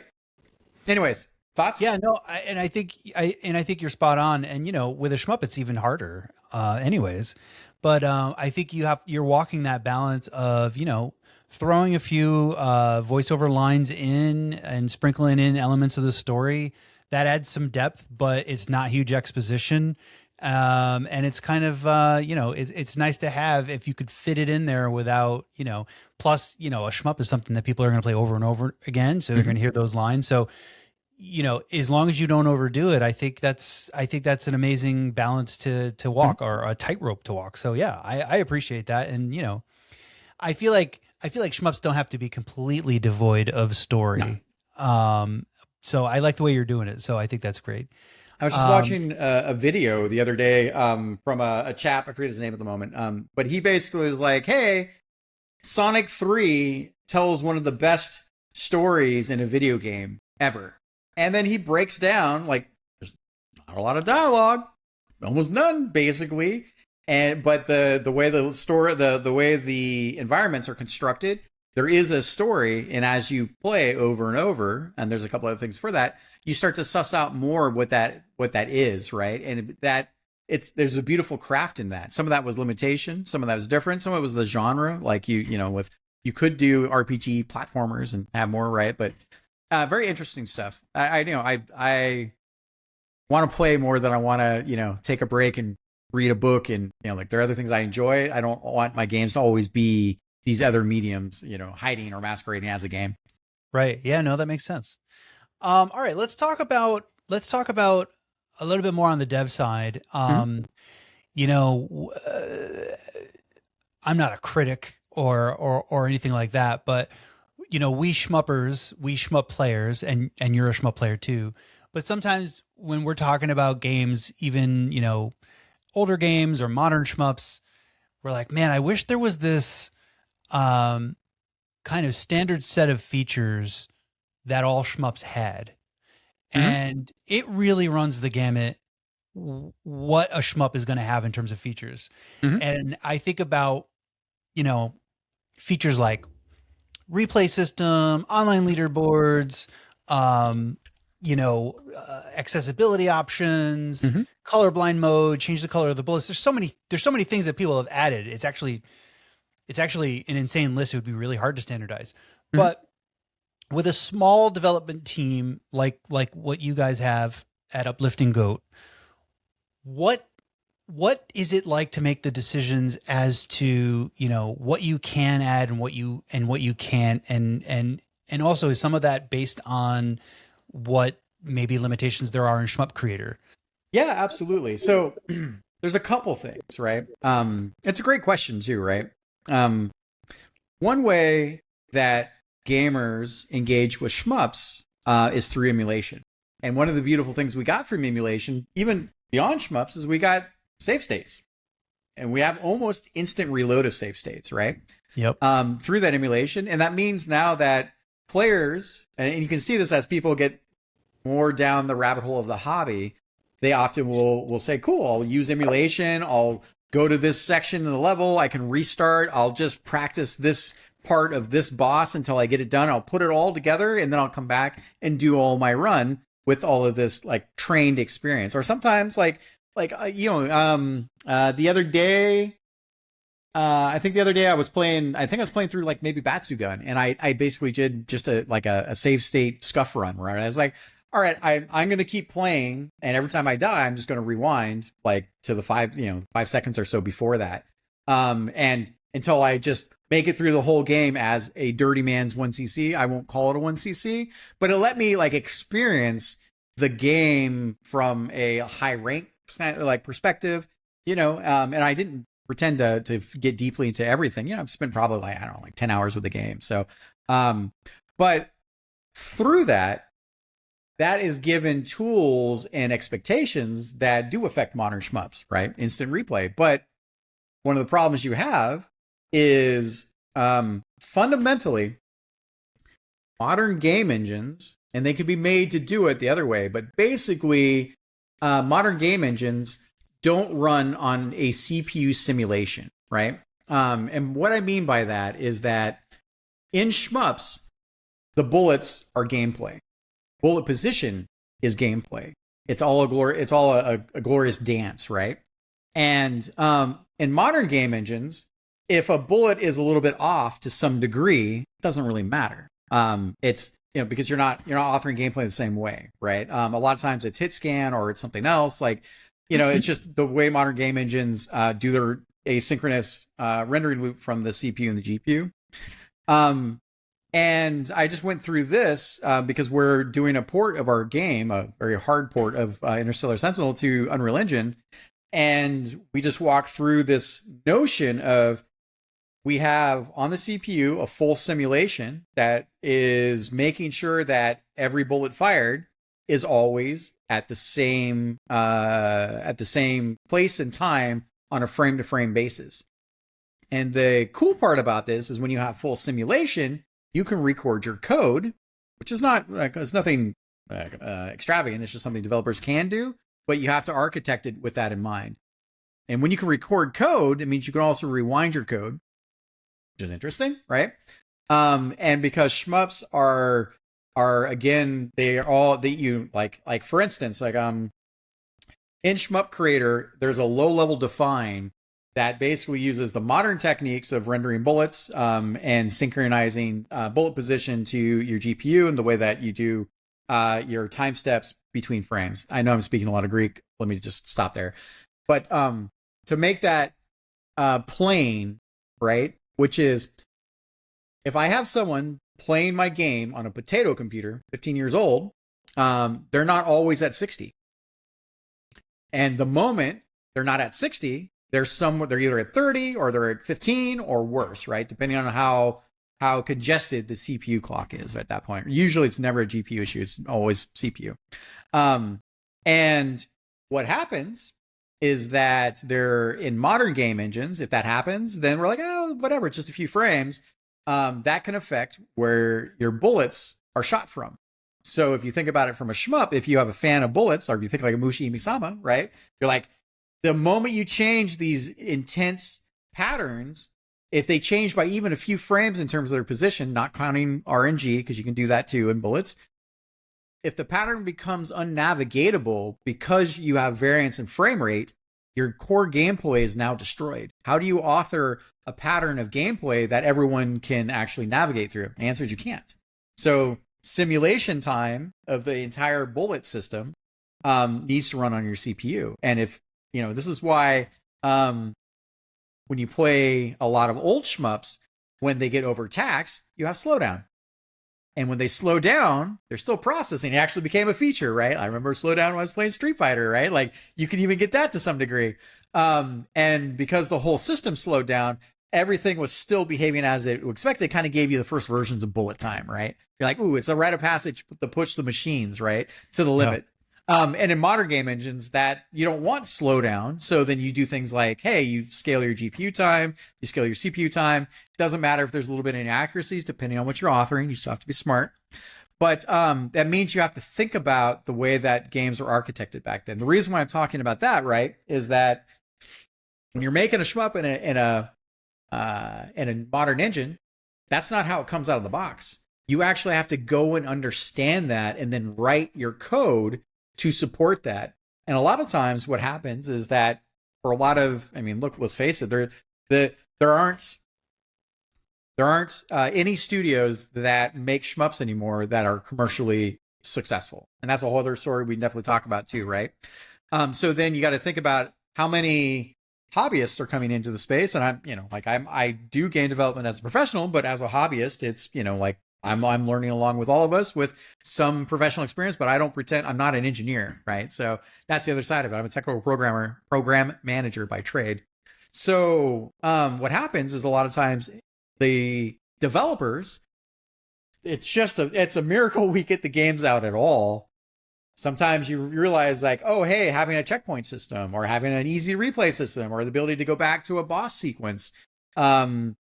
These things are much easier, especially if you're talking about emulation, and they kind of set this expectation. I think they're great quality of life features, but what happens often is that then the developers have to think about how do they architect their core systems? How much effort is that? And it turns out a lot of that stuff is very expensive to then go back through. So unless you know you want it day one, because the Unity 3Ds, the Godot's, the Unreal Engines of the world, they can, but they're Swiss Army-nized. They're built to build everything else. So they're not very great at building very specific things in terms of like shmups. You have to like bend them to your will, which you can, but then the degree of engineering you need to get to that is a whole different level, right? So that's in one part why it's very difficult. Now you get folks like Danbo, right, with Blue Revolver. And I think when you think about the quality of life and modernization of shmups, which is the other part of the question, right? I think Danbo did a fantastic job with his last release, where one, he supported 120 FPS. Amazing, right? He supported the ability to essentially through shaders to pick the colors for everything. You want red bullets, you want pink bullets, you want homing bullets to be purple. Build your own language. He built filters. So then you're like, well, here's a filter for this, right? Some of that sort of comes out of like the notion of, like what you would almost do for like supporting folks that are colorblind, right? Super smart. I can't do those things right now in the Shmup Creator Engine. We're aware of them and we want to support them at some point. And I think we see a path for that. But, what that really means for a developer is like, okay, if I put on my TPM hat, it is retool and architect the shader system. So it's universal. Make sure it can take color channels, right? So for that as well. Now you need to program the UI for picking colors. Now you have to have the program the front end to allow those colors to be picked. Now the front end isn't, the menu system. Now, do you want to be able to change the stuff on the fly inside of a game so you can tweak and tune it? Oh, that's a whole other set of code paths. There's some extra lift to support that in both environments, right? And then it just becomes a cascade. And we're already talking about developers that are living the dream, not getting paid really anything, right? Eating their bowls of ramen. And sometimes the juice just isn't worth the squeeze. And they don't even know that what modern shmup players want comes from kind of what we talked about. And they're almost too far down the road to go back and fix it. And to be frank, I mean, to talk about the business for a second, right? Let's talk about the business in a second, but let me let you ask a question, and I got this, and I'll tell you about the other side. Yeah, I mean, I think we'll transition into the business a little bit with even my follow up to that, because you mentioned you're working on a port, and I believe you're working on a port for PS5, if I'm not mistaken. Yep. Is that correct? Mm-hmm. And so that makes me think about, I'm happy about that because I feel like the game's going to get more exposure to a different audience.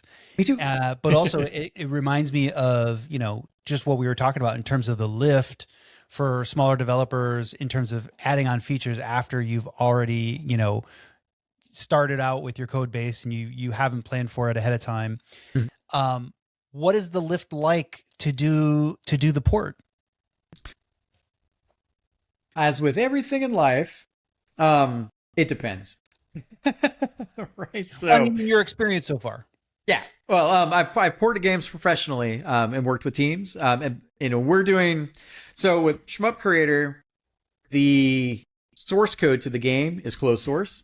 So we're literally doing it as you would kind of port things in the old days, which is you look at the game and you're like, all right, this is how it functions. We need to reprogram that feature in the new engine or for the new platform, right? Sometimes there's a bunch of things you can go through. I won't bore you with that. But it also means that for in our case, Shmup Creator, we have all the data that defines all of the features, lives, chain combo, like, you know, we have access to developers, so we can like rebuild the code. He's just not in a place where he could expose the code, nor does he want to be in a place where he would do a source code license and would have to support that source code license, right? Like that's a whole other lift. And again, this is all very hobbyist side of things, right? No one's making any real money here. So what we're doing is, because we have all the data and they're all basically defines, bools, ints, you know, variables, you know, floats. So we've re-rolled all of the core systems because I've done all these prototypes from the past. So I'm like, all right, we have the data and we have the kind of North Star. So I've got my engineer. We're a studio of 5. So my engineer works about 100 hours a month.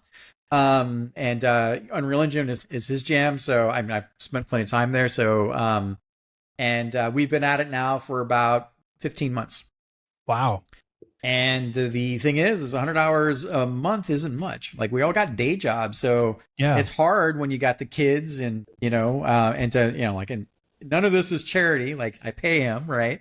But it means that his most precious hours are generally after the kids go to bed and the wife has been, you know, tucked in, and, you know, and now he's like, I got 3 or 4 hours to, you know, to work on the project. And that usually is like somewhere between, you know, 9 and 1 o'clock in the morning, right? Before we all have to get up and do the jobs again. Right. So, and the way we're going about it, and we're making progress, but it's very slow. But the thing that's really great for him is that because Shmup Creator doesn't allow me to write code. Yes, I'm doing a visual scripting. So there is code hooks, but we can talk about what each of those functions are and how they behave. It's all something we can test against as we see how it behaves in Shmup Creator, and then we're basically re-architecting the same functionality and building the systems, because eventually we want to be, Shmup Creator will never give you build targets for web, Android, mobile, consoles. There's only so much effort that almost so much time that the studio has. And again, that's not their full-time gig either. So this is the next step for us for getting us into a place where you can build our games and then to be across the different platforms. And then obviously we have ideas and dreams for other types of games we might want to make in addition to Shmups. So we're taking this as our core basis and working on that. So it's to put it in perspective, back in the day, like I worked on some ports of some games, and back then that was like it was from like the PS2 era to like the GameCube, right? And we had 3 or 4 engineers that had access to the game in development to work on. I think I got to go back and think about which game that was. I might have been RTX Red Rock, but it wasn't native for or wasn't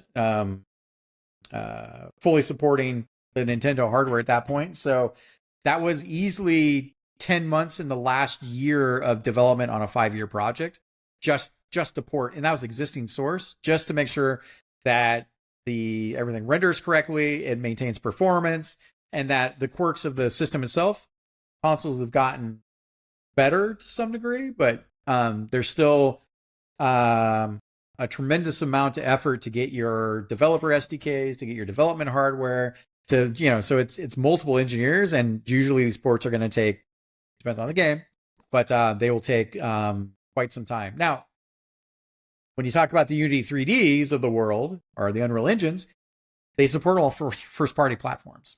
So you can still write bad code in anything. You can write code that's not going to work quite well on certain platforms, but you're not really dealing at it's Epic's, for instance. It's their prerogative to try to make sure that if you make a game for one build target, PC, that you can export it for the other build targets, right? So that's a big part of what their business is. So porting in that sense, if you made your game in those engines, and Godot's also doing pretty well in that case, you know, like they've really come a long way in the last few years.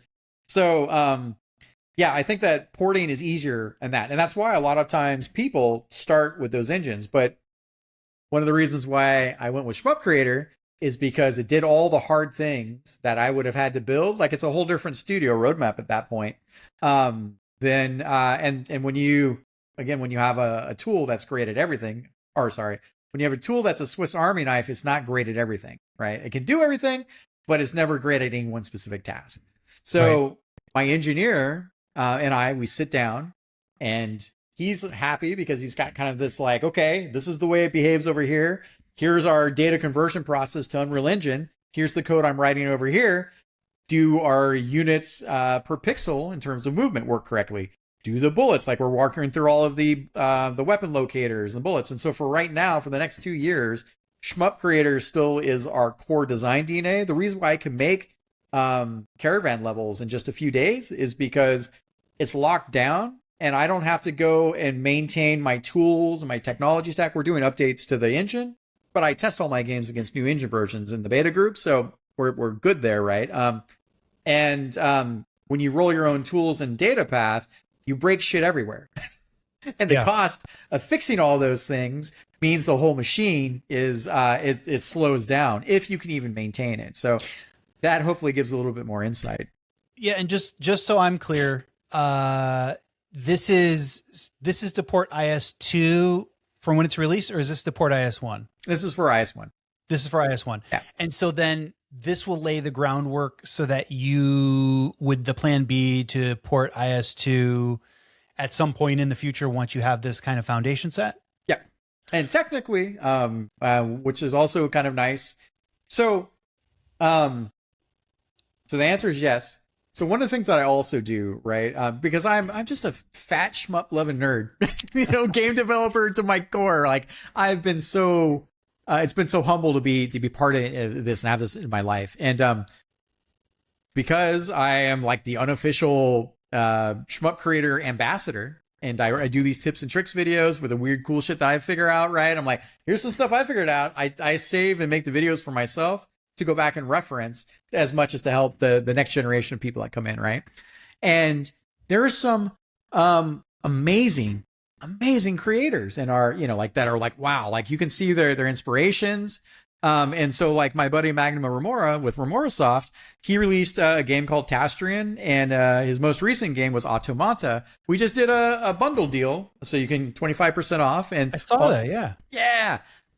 Love his games. Also, it's weird because I play test and I give dev feedback, and like, this is me giving back, because if we don't do it together, it's so much more painful to go alone, and it can be super lonely. I find devs and they're like, yo, I'm doing this all by myself and I don't have anyone to talk to. Like, I could only within my own circles show with my builds with my old school hardcore gamer nerds and be like, you're going to play this and we're going to play test, right? I can only torture them so much. I can only torture them so much about talking about the nerdiness of deep mechanics. Sometimes we just can't speak the language.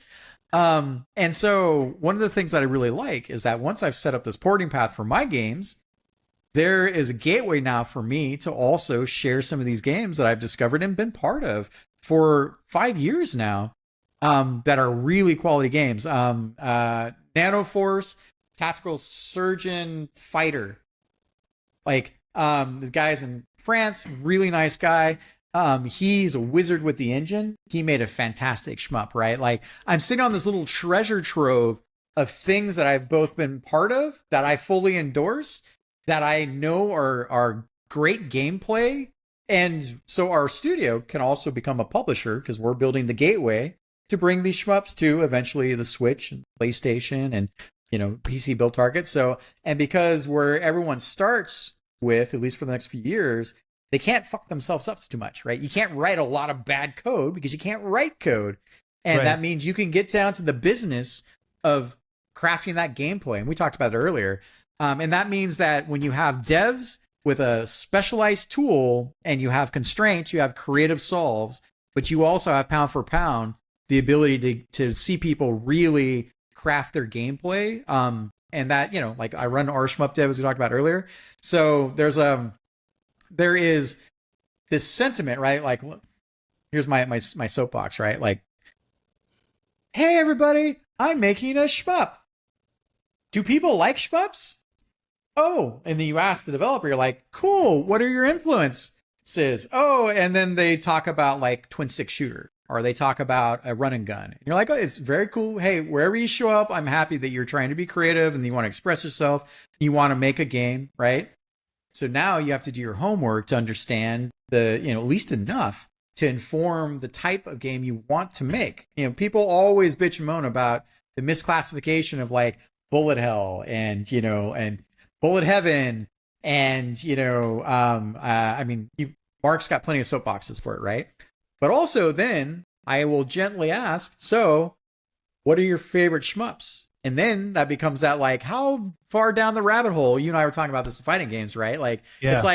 It's like you show up to a party with humans, right? And, married party. And then the wife is like, oh, you like video games? Oh, my husband likes video games. You guys should talk. And it's very well meaning. And then you talk to the guy and he's like, I kind of like fighting games. And you're like, okay, cool. What fighting games do you play? And either he can't name them, and that's okay, because then you see like he's played a few, but doesn't remember. Very low on his side of things. Or he's like, he can name a few. Oh, I like Tekken. Oh, I like Tekken. I got 10,000 hours in Tekken. I'm down the rabbit hole, but let me just see, right? Like maybe you can get to play together at some point, and you're like, So then you talk to these real quick, and then you talk to these shmup developers, and you're like, have you 1cc'd anything? Do you know what a 1cc is? Have you spent 40 hours in your favorite shmup to really, really understand that flow? If, anyone can say, hey, a cake is made of these ingredients, and anyone can make a shitty cake. If you don't know what great cake tastes like, how are you going to make a cake that is going to taste great? And then sometimes these people are engineers and they don't want to do gameplay. Okay, well then my next advice for you is find people doing it at a level that you respect enough to understand, and join forces to help you do the things you don't want to do, right? Because if you're going to put yourself out there, and the other thing is shmups are like the great gateway to game development, right? They're so easy and they're kind of like no problem and they're simple. And you're like, well, that's not what a great fucking game is. Yes, it has less complexity, but it has plenty of complexity just to get to where you can be table stakes competent, right? Let me stop there. Soapbox. There you go. Yeah, no, that's great. Yeah, and I think that's great that you are helping to build a foundation of, some of these other games to be able to make it to other platforms. I think that'll be great for exposure. And, I also wanted to talk a little bit about, you mentioned bundling up with some other developers for a deal. Mm-hmm. And, you were mentioning your wish list numbers, and, I feel like maybe sometimes gamers and shmuppers don't realize, how difficult it might be out there, and they might just assume that everybody's selling all kinds of copies of all these games. Yeah. And so I want to talk a little bit about that, but I also want to talk about, get your take on, if you're able to port to PS5 or PlayStation, whatever the platform happens to be at the time, and you're mm-hmm. able to port to Switch, do you feel like that will be a boon for you on the business side? There are no commercial studios really, truly sustaining themselves with shmups alone. It's, shmups really started to die out in the early 2000s, right? Cave, holy shit, one of the most amazing shmup developers of all time. What is Cave now, right? Like, there's a reason for that, and it's very sad. The gaming audience, and that's why I love your mission, right? But the gaming audience doesn't know what shmups are. You know what's amazing? This is fucking amazing. I love this so much. There are entire generations of gamers that don't know what arcade games are. And the reason why I love that is that we do see in the shmuposphere, we do see some people find these games. I still bump into, I have a whole story about Canal 3 and young shmuppers, I'll call them that. But then you're like, hey, welcome, and here's an entire treasure trove of a genre of game that deserves to be loved, that is digital meditation, that is fun, that tests your mettle as a gamer, that provides crazy otherworldly experiences, and almost no one knows about it because they don't sell anymore. there's no profit motivation. There's not enough people that support the developers, right? And it's sad, but it's also amazing because over the last 5 years that I've been doing this, I'm so far down the hole. We have new shmups every year. Yeah. You know? 2 years ago, May 2024, I, like a lot of our community, really enjoyed Devil Blade Reboot, right? Oh, yeah. Fantastic game. Had a really nice, one of my favorite things that it did is the ballet, the bullet ballet, if you will, right? That's what the Ceros folks called their game. It's kind of cute. It came with showing you the where things were going to come in. Like you saw the spawn patterns before they arrived. It let you dance with the game in a way that gave you more precognition to what was being able to do. It made kind of kitty gloves and whatnot, but it doesn't matter. People really enjoyed it. It was loved. Mark was like, working man shmup. People are like, yeah, right. And then the designer, the lead designer, the main creator, right, came from the Vanillaware days, was a UI designer on 13 Sentinels, right? This was one of his little passion projects, put 5-6 years into it. And here's the thing. The reason why I'm talking about that is because it's part of the business side, right? Is that to my best efforts, I don't fully know the numbers, right? I ran comparables on what he made, right? Most beloved shmup of all of 2024, sold well, and had physical copies. Yeah. Yeah. And I would say that my best guess is he did probably about 65K. It's been out for two years, about. Yeah. Right. And the majority of that money came from the early bits. It's moderately priced. But here's the sad reality is that, I mean, look, I would not be unhappy to have $60,000 for any of the games, right? Because it's evergreen, it's out there, it can sell, right? And that's beautiful by like just getting to the threshold of putting a great product in the marketplace, right? But at $60,000, you can't run a game. That's about $5K a month for 12 months. Yeah. And just to put it in perspective, senior game developers are, like junior game developers are probably around 50K, 55K a year, like as their salary. So how do you afford to pay talented people? And the answer is you can't.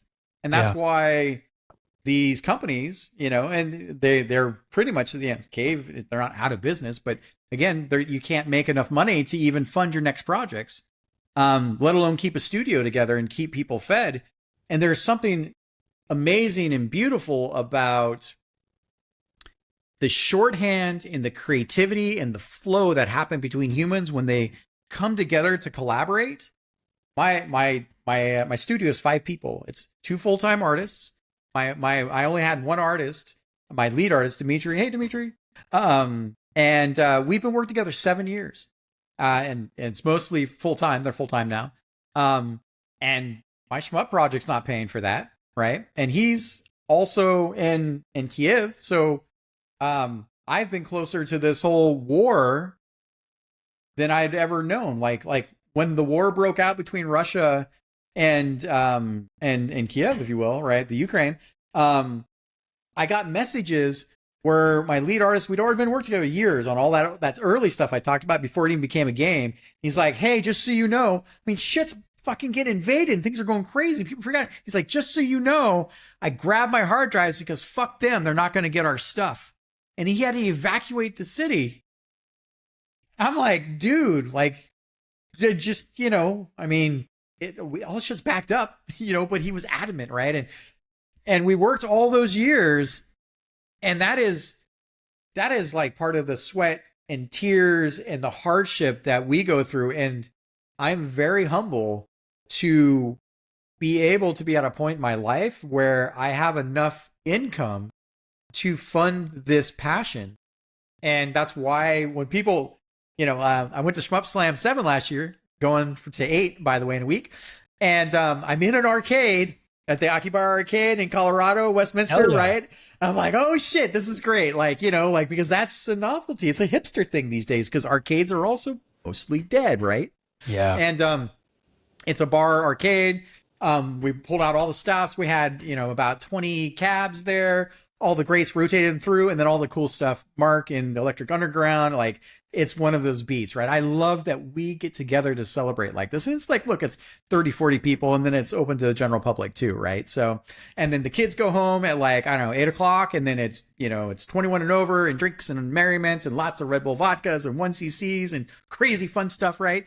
And I'm sitting there in the arcade. I do my Interstellar Sentinel run, and I bring my Steam Deck, and the arcade is beautiful. Hey, Brandon, shout out to Brandon, the owner of the arcade. That guy is really in love with the culture, right, and the arcade machines, and his addiction for him to keep collecting and doing this. So, and he has been very kind, and he set up about 8 monitors that you can come and just connect your consoles to. So if you want to play whatever you want to play, they do fighting game championships, right? They do all this stuff. And so I hook up my Steam Deck, and I got people that walk over, and they're like, oh, Steam Deck things, like whatever. And we're drinking, right? And I'm yelling over the arcade, so I'm hoarse at the end of this. And they look at the game, like, yeah, this is the game I made, right? And they look at the game, they look at me, and they're like, you made that? And I'm like, we're swinging for the fences, right? Because most of the time when people associate independent developers, they associate with, you know, a lot of times, a lot of low effort looking asset swaps, if they even know what that means. A lot of people don't know. Like, so that's just people that are more game enthusiasts understand that, right? But a lot of times you see a lot of poor pixel art, you know, like you might see something there, but it's so hodgepodge. It's not a holistic vision, right? And look, Interstellar Sentinel is like fantasy and sci-fi, and it's got its own problems with themes. I was like shotgun everywhere, right? Like, but the art and the styling and the craft is cohesive. And, you know, it surprises and delights people. And that didn't start in the last couple of years. That's 7 years getting to this point. We hand render everything. I've chased my artist. He's a character artist by trade. And he's a hydro engineer, that he's, you know, school in case this thing doesn't work out. Right. He is amazing. I went through 30 people to, you know, 40 people maybe testing to get to where we could build this up. And then you have that, you know, as I described, that, you know, that shorthand you develop. And this time around with Interstellar Sentinel 2, we're swinging for the fences on all axes, right? And we both love cyberpunk and sci-fi and all that. But the problem is that you can't make a business. You know, a lot of times, like the last year on Steam alone was like 26,000 games were released, right? Like we have more games than ever, and you can look at that as like, well, there's so many games, who gives a fuck, right? Like how are you going to make it? And a lot of indie developers treat games as lottery tickets, you know, and to some degree they're not wrong, right? Like, look, the content creation business, movies, TV, the arts, painting, right, photography. All of this is eye of the beholder, right? Meaning that, like, if people are like, wow, that seems talented, and you can reach the audience, they might monetize, they might buy your stuff, right? But more often than not, a lot of people are grinding away, giving up everything to pursue the dream and have this idea that they're going to make it and that they're going to have millions of dollars. And sometimes it happens, you know, like look at Balatro was a very interesting indie darling breakaway, right? And you know, like it did great sales. Vampire Survivors, you know, I know that's taboo for a lot of people, you know, because of the shmups and you know what it is was an auto shooter. But there's something beautiful about, you can't have these breakaways. And by the way, Vampire Survivors simplified the idea of massive bullets. I won't call it bullet hell, right? But massive bullets and entities down to an engagement loop. You can call it addiction. We can have a whole other podcast on that. But it opened the door for people to engage with some of the, at its core, some of the old school classic arcade. I'm not saying it's an arcade game, but it's movement first and surviving. And then it builds up from there, and it simplifies. It's like, look, my game has 4 freaking buttons. Do you think that complicates things for people? Absolutely, right? It generally a lot of arcade shmups, you had 2 buttons, maybe 3. Like there are obviously other things with, but anyway, soapbox there. So yeah, coming back to the business side, right? That's what we're up against out there. And I've been thinking about for a long time, maybe I could develop like a Patreon page for the studio.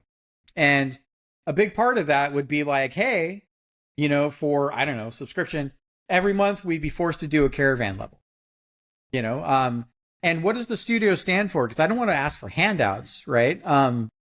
But there's no but. Having more capital, having support would mean we could do more things. We'd have bigger dreams, right? I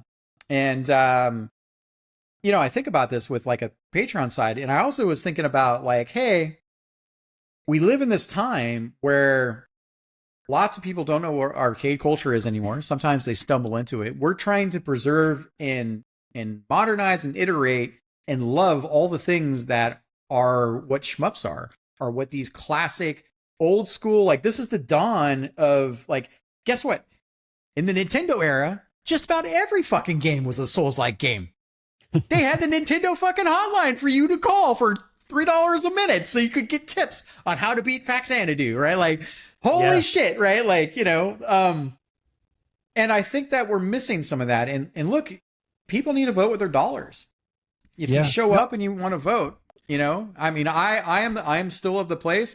Like, I'm like, there's because games are everywhere and they're ubiquitous, and it's beautiful that there are more gamers than there's ever been at this point in time. Mobile gaming changed a lot of things. There's a lot of awful stuff too, right?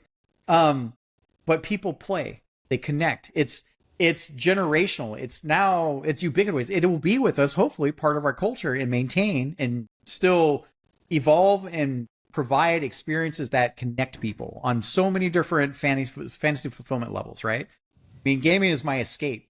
Like this is where I go to recharge my batteries when I'm tired of everything else, right?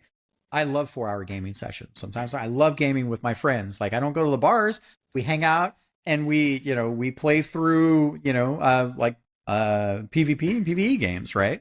And I think it's sad because I've had friends that have started their own studios and I've watched them leave the industry because the indie game space makes less and less money. Publishers want, VCs, investors, they want 100x returns on their money. It's not enough to have a game that maybe you fund for $150,000.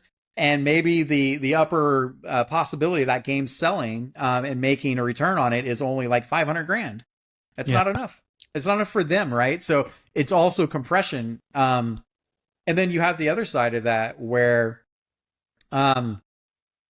gamers, because of whales and free to play, not all because of this, right? I've watched people bitch and moan about $5 for an indie game that will provide several hours or maybe even more of experience, and then go buy a coffee, like a fancy coffee for $13 and not think twice, right? Yeah, I've made that exact comparison a lot of times when I'm talking about indie shmups. I was just talking about Kaikan, which is like $4, and that's the full price, and that's less than a coffee. And I've gotten tons of enjoyment out of that. And I think it's interesting for people to hear about, a lot of people are in this as a passion project, and it's not necessarily self-sustaining. And,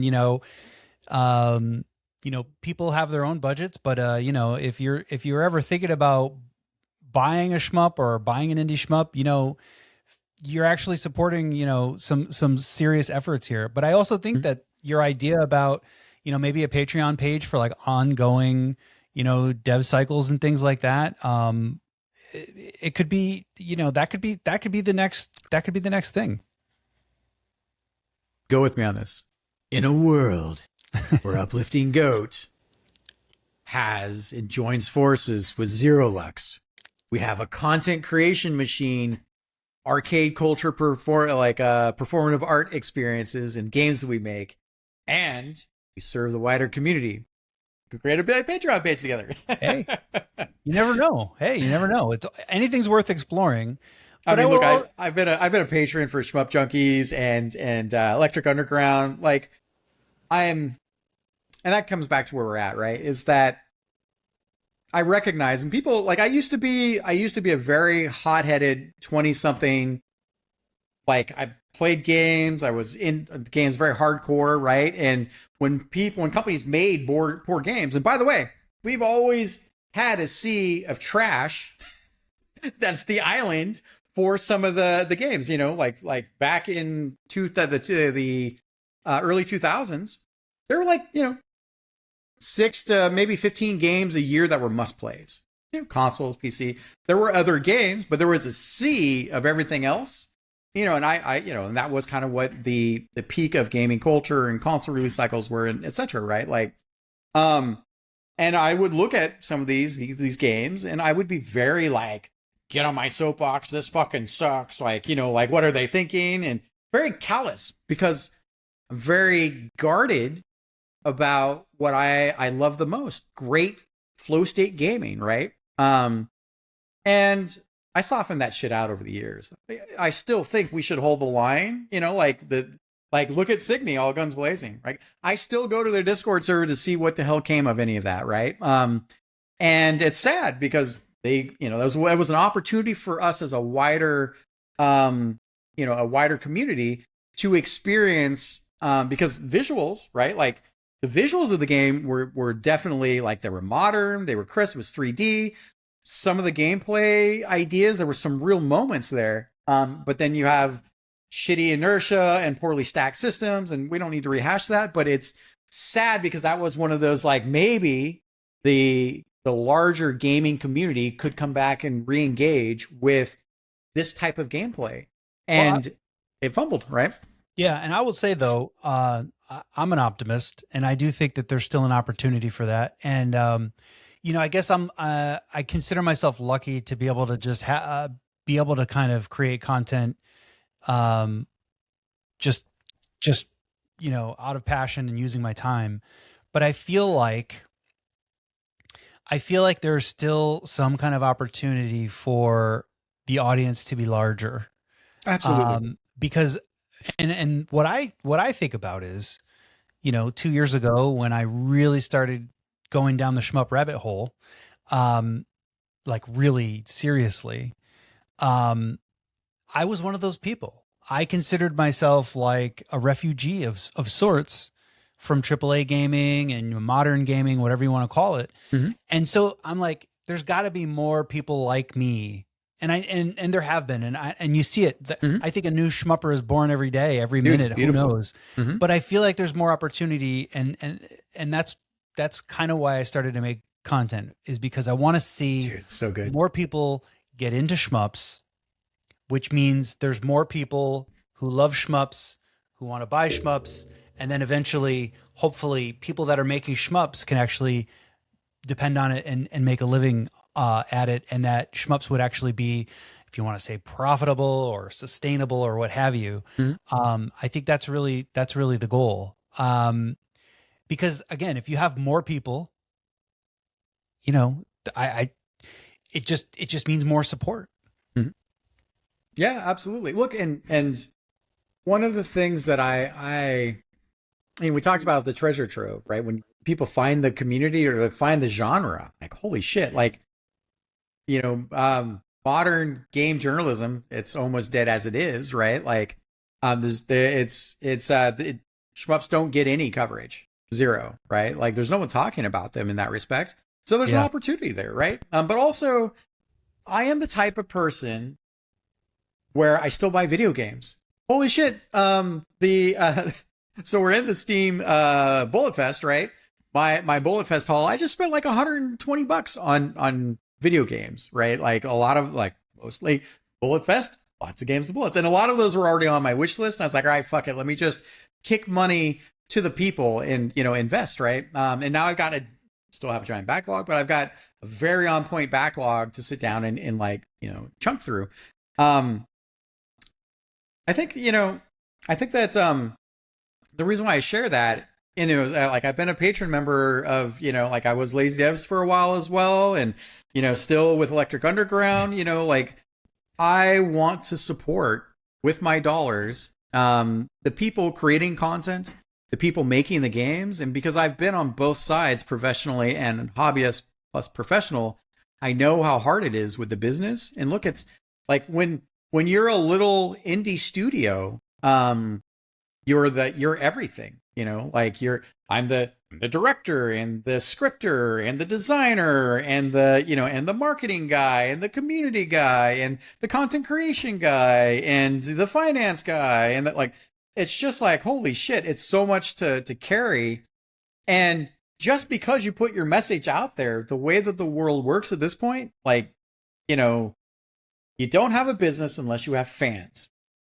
Full stop. And when you talk about these feeds, and it's just the way it is, right? You talk about the TikToks of the world and the Twitters and the Blue Sky, and when you get out your megaphone, we are all so aware that every moment of every day, when you're hanging out in some place where if you look around and you're like, I don't know how people are making money, you are the product. All these things I just pointed at, the attention of the user is the product. And then developers have the problem where they're like, okay, let me go shout this message into the void. You're fighting the algorithms because they're attention based, and you can get some attention, but then you have a tremendous amount of friction where someone that wants to move from TikTok to PC for PC gaming, you have to get them there somehow. And that's not what you're doing in a feed. You just want your next little piece of dopamine, right? So it doesn't mean you can't make content and have things that help build fans, but your audience is different, right? A little piece of wisdom for people out there, because I'm 5 years down the road on this. People, game studios, hobby developers, they often forget that your most qualified audience. Do you want to guess where that's at? I'm going to let you tell me. Steam. That makes sense. It's so stupid, right? You're like, which is smart. You're like, there's no one on Steam going, I wish I had another TikTok feed. Right. Like, it's all gaming all around you. And sometimes community for like posts and whatnot. But like, you're like, oh, here's the publishers I follow. Here's the game updates, right? And Steam, because it's algorithmically curated, mostly on top of it still, right? They got their own secret sauce. But most people forget that where you should be posting the majority of your progress updates, the form of your game updates and your community news posts, and it should be there first, because that's where the most qualified audience. And everyone's like, oh, the big world, I'm gonna make it. And you only have so many hours in any given day. So where you put your hours to put out your content, let alone poor content, lots of people are like, here's a link to my game, here's some dribble, right? Like, there's no heart and soul or communication, craft. You get Mr. Content Creator, it's very hard to reach people.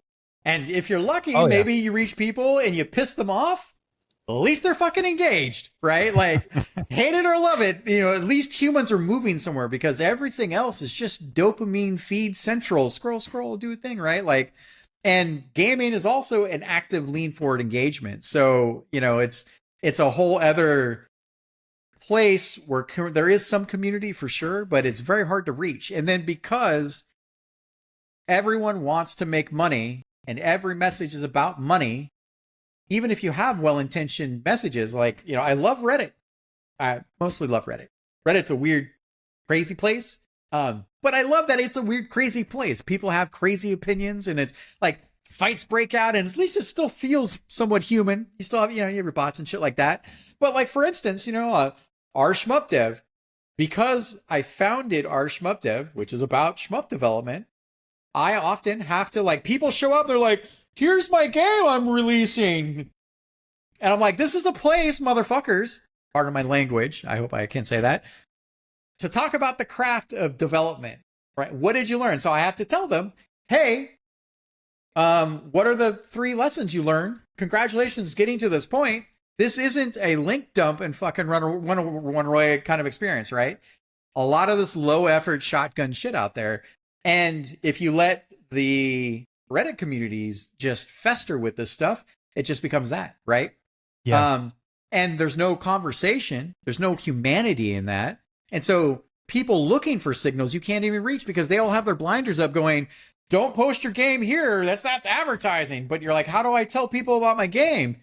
And you know, like, so it's like a catch-22. And so I sometimes I give people some grace. I'm like, hey, here's your questions. 3 or 4 days go by. If you don't answer them, I just take your post down, right? Because I don't want our shmup dev to become a place where there aren't lessons for shmup developers, right? And we're fighting that on all axes. And it's only with the fans that are like, yo, that's why when we start this conversation, like, you're one of our first super fans, man.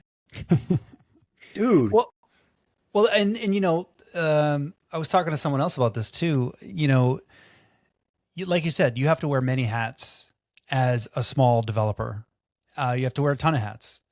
And, you know, if you can reach some people, and, you know, I was inspired to talk about it. It's like the more that the fans can bring forth, you know, organically, it's probably the better. Oh, yeah, right. absolutely. And word of mouth, and that works really well too. And, you know, it's the way the shmuposphere is. It kind of works right now. It's a smaller place, and you know, it's kind of like, you do have to kind of, if you have dollars to put, you have to put dollars where you want to see more of that type of thing. I also am a patron of Electric Underground because I feel like, you know, we need to have that kind of level of gaming commentary that is not beholden to other, you know, kind of whether it be like larger companies or advertising or what have you. It's really, we need that in gaming, and it's really great that Mark is tied to Shmups. So I think that's worth supporting. And a lot of other people feel the same way. But, you know, there's other things, you know, it's game dev, it's everything. But I think that's the salient point to the wider community, right? Where you spend your time and attention and your dollars matters. And what we have is an industry that is indexing to take as many dollars as they possibly can from you. That's what the free-to-play models are and the battle passes of the world, right? Like these companies, they, how do I say this? I got to say this in the right way. There is so much wealth that has been created by these free-to-play games, and there's some really good gameplay out there as well. You know, that isn't fully metered, and like, you know, there's some good operators in the space. That it is so out there in terms of what those companies make, the big mega successes, right? And the industry's changing again, right? People are pulling back from some of this. There's a lot of fatigue, of course, with what you own and don't own. Game licensing. There's a lot of nuance. There's a lot of sub nuance to a lot of in discussions to this, but it is so vastly superior to any boxed game, let alone an indie game selling for $12, right? Like, we talk about that, right? And so then you have a lot of the companies, you know, you take a look at, you know, like the companies like Roblox, right? Like they have a whole sub economy of developers. Same thing with Fortnite, right? Like there's a subset of Fortnite creators where some of the new generation of game developers are actually getting paid because of the amount of wealth that's generated in these companies. And that's at least a flywheel of bringing up the next generation of creators, right? And that's an entirely different and relatively new set of models from the last decade. And it took free to play to basically kind of prove that out before companies start to think about, you know, the way that they want to use that to serve the game industry and not just the pockets of the CEOs of the world. I got to be careful on what I talk about here, right? And it's complicated, but really what it comes down to at the end of the day is if everything is free and you can't tell what the product is, you're the product. And where you spend your time, and maybe free is a great value, But it also means that it's a place where when you make a game, if you make a game for free, then you need a large scale. I worked on a game called Touchfish, with my partners, and it was a AAA 3D aquarium game that was in like the Finding Nemo visual style. We did some amazing stuff. Beats kind of like a aquarium builder. So 3D physics, and then the anthropomorphized fish, and amazing stuff, right? And we had, at one point, we got close to about 1 million players concurrent, and we had a really big release. It wasn't enough to run that studio, to run our team, and it was a relatively small team of AAA folks for the long haul. So, and this was a decade ago. And the thing is, the reason why I share that is because even if you're successful in that way, and we didn't hold guns to your fish's head and tell you they're going to die if you don't pay. Like, we didn't use any dirty, nasty, like, monetization tricks. We're like, hey, like, we want you to be able to play and spend time and, play as much as you want.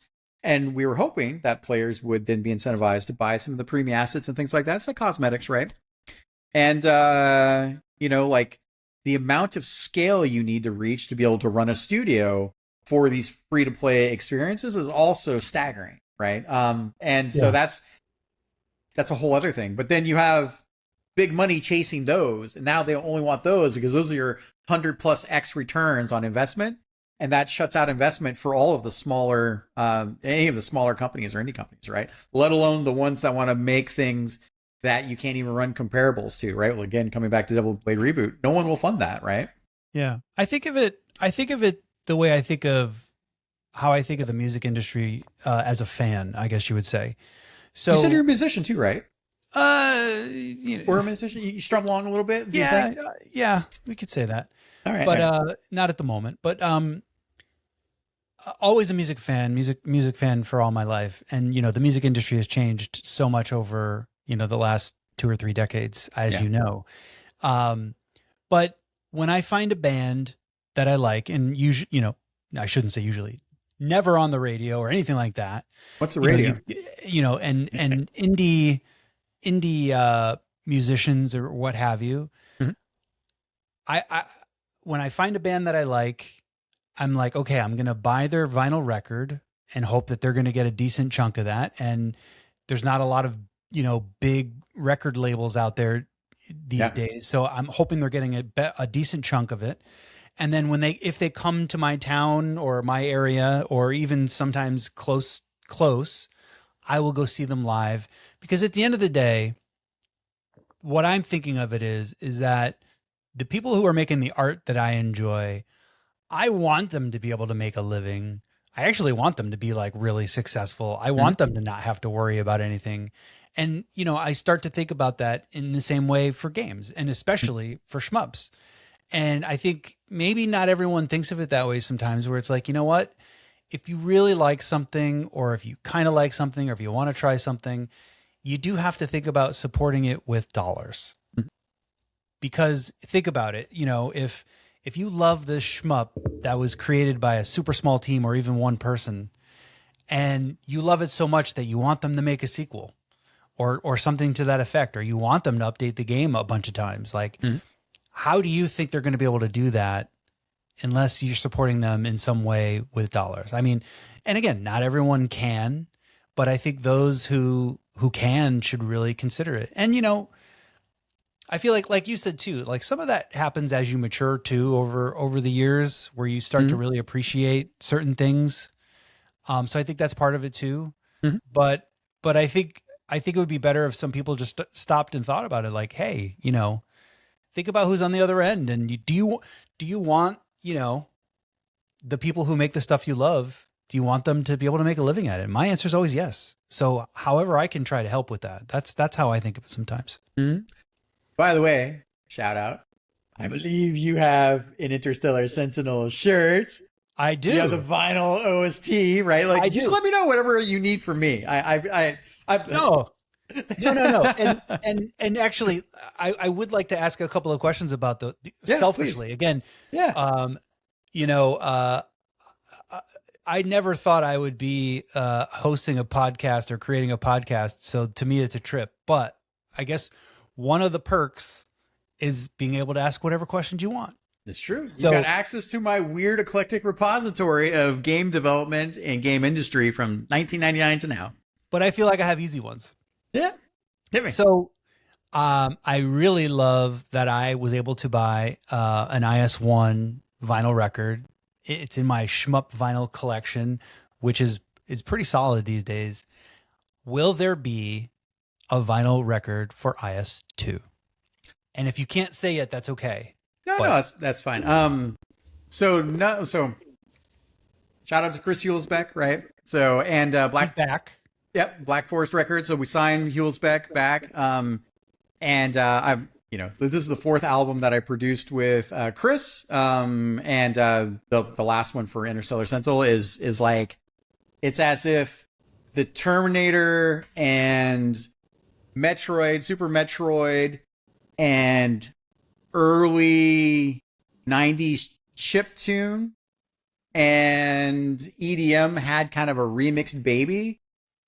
And it's so near and dear to my heart. Chris is back for the next album. And the good news is that, starving artist to some degree, like we all are these days, because the music industry, which is sad. So support him if you can. Absolutely. I support his Patreon as well, where all his fans hold his feet to the fire, and we get a new track no matter what he's working on every month, which is cool. Shout outs to Chris for doing that. Patreon. I'm gonna have to check that out. Oh, there you go. Mm-hmm. Speaking of supporting artists, right? So through Chris's his company, we have connections with, I believe it's Black Forest Records. So and the label, I should say, but they do the vinyl and then they do CDs. I have a stack of signed CDs. We wheel those out here. When I got my stack of CDs, I don't have a CD player. The only CD player I have is in my car from 2007. That's good. It's weird. Like, that wasn't always the case. Yeah. But I don't have a record player either. So but I was really stoked with I really want to hear the track. I want to hear it with the Brown sound. I've never listened to the OST. That would be a real treat. I need to come hang out with you since you got it. Well, that was one of my other questions. I know I really wanted to try to make it to Shmup Slam 8 this year, but it just wasn't in the cards for timing with all the things that are going on around here. But, Summer Carnival 26 is coming up near me. So if you ever, and hopefully it'll be an annual event, but if you ever were able to make it out here, we could definitely have a vinyl session. I'm taking a note. I want to look into it. I can see what the schedule looks like. So I already have my 3-day pass. Yeah, very, very curious. The last year was the first year that we actually did these in-person events and cons, right? Like which is hard. It's so draining as well. But when we did, you got time for a little story and related? Yeah. Or is there a topic that you want to? Well, so I'm not sure if you answered the question though. I dodged it, which was. Okay. If you're dodging it, that's okay. No. I only half dodged it because it's not official. You can just say maybe. That's fine. Yeah, it's maybe. Well, okay. I mean, I certainly want to do it. I'll take a maybe on that. Yeah, I mean the problem you have is the same problem we all have, right? Which is we have a very small fan base, and I'm very, very grateful and humbled. Chris has his fan base as well, and we did sell CDs and records. Like you've made it in a weird way when people steal your shit and put it up on torrents. I'm like, fuck yeah, it was valuable enough for someone to do that, right? And then the other side is you've made it when people go to cons. They get the signed album or the CD, and then you see them go up on eBay as collector's items, right? Like you're like, oh shit, this is kind of crazy. And it's very humbling. But did we make any crazy amounts of profits? No, not at all. I think we're getting close to break even, but that's also tough, right? So like every company making content and art, there's the return on investment, and it's very tough, and this is us going to Gamescom and going to like some of the retro cons, but there's also less people buying in that space, for lots of different reasons. So, but I do also want to plug that you do,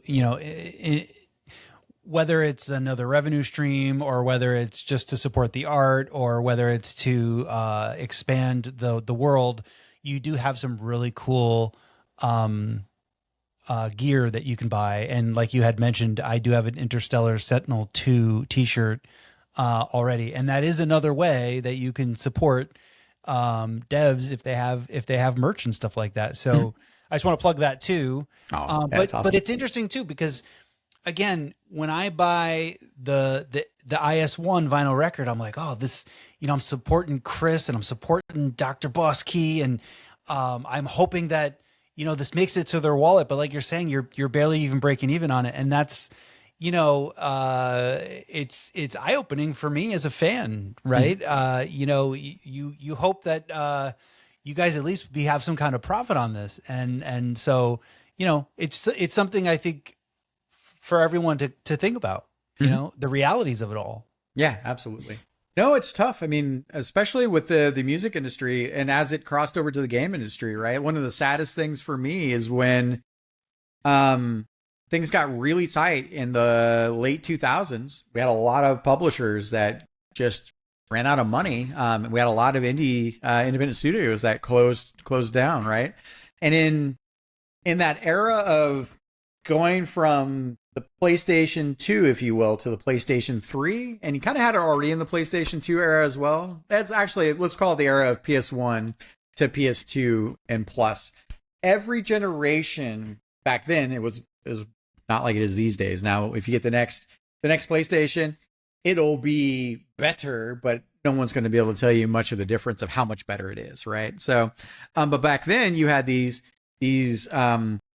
technological shifts that drove a lot of people. But that also meant that back in the day when, someone was doing so my crew, that I often, that I've hung out with and did games with and I do business with are the Factor 5 guys, in the Factor 5 studio. So, the Turrican series, right?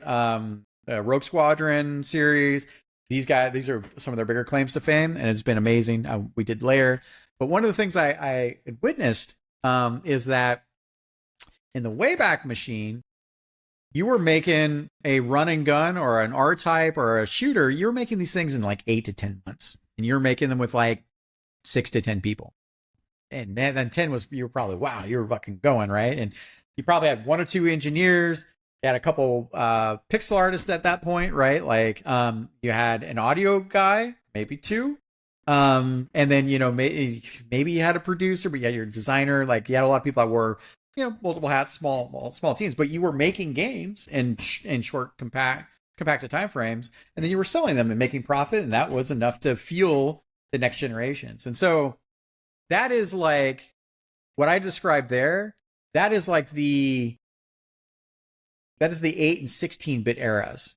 And then as we went into the 32 and 62-bit eras, and we went into more towards 3D, the game teams had to grow. And the cost, you're not getting cheaper, and the cost of making games became bigger and bigger and bigger. And now when we talk about AAA titles, we're like, yeah, I don't know, $500 million, right? To make your big crazy sandbox thing that does everything, that's a juggernaut, and hopefully it makes the money. But these bets are huge. They're sometimes 5 to 8 years in production runs. That's a lot of money, right? That's crazy money. And it really put the industry in a rough spot where the cost of maintaining your own studio, and if you had a hit, like you could actually make enough, and that, get the typical publisher deals and all that is right, to like then fund the next, probably that plus the publisher money, you could like fund the next thing, right? But everything has changed so much in the last 15 years. I mean, we went through the heyday of indie games, right? Where indie darlings, indie games were novel and fresh, right? Like that was 15 years ago. And you could still kind of fund studios because you had less games that, I mean, you had a better chance to gain fans. And those fans, once you hook them and they're like, wow, and you don't fuck up that trust in the games that you make, they become your first, your first crusaders. They become your most like entrenched folks that will go and tell other people that it's important, right, to support them. They're the people that love your work and want to see it flourish. And it's harder and harder to reach those people in some ways, partially because of the dollars, because you don't have the offset of other dollars coming in.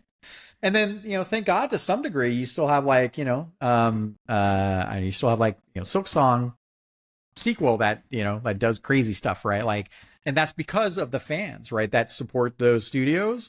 But a lot of that indie space compared to where the hobbyists, let alone shmups, it's an entirely different world and spectrum at this point, and it's smaller in a lot of ways. But it's good to know, because when you know what you're up against, you can have a conversation about it and you can move people with what they care about. I buy games because I love video games and I want to invest in the games that I want to see more made of. Housemarque, even though I had my beef with Saros, they get my next dollars. I don't even think about it, right? Like because as long as they survive as a studio and do the things that they want to do, and they continue to take forward the lessons in tight gameplay that they've cultivated over 25 years, they've got me, right? Like, until they sell out or people change or retire. And then, once they break that trust, it's a different story, and a lot of people don't have an insight into that stuff. We're going almost towards the 3-hour mark. Yeah.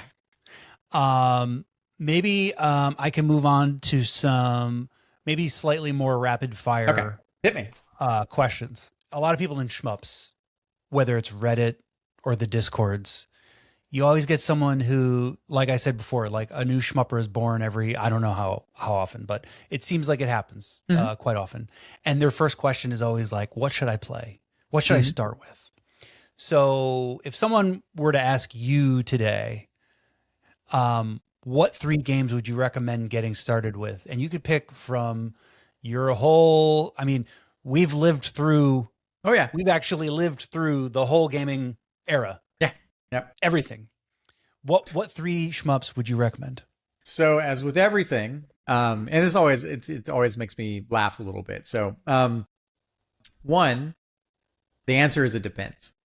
Right? It's almost like Yeah. So, but if you had to like break it down, I got you. Yeah. So, and that in depends part, right? So one is I would say, hey, gamer, if you've never played a shmup before, what games do you like? Because if you like playing, Souls-like games, right? Because you like the challenge. Well, I'm going to start you and use verbs that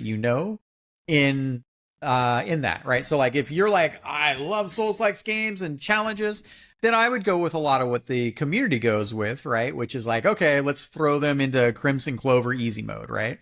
Like, give this a try.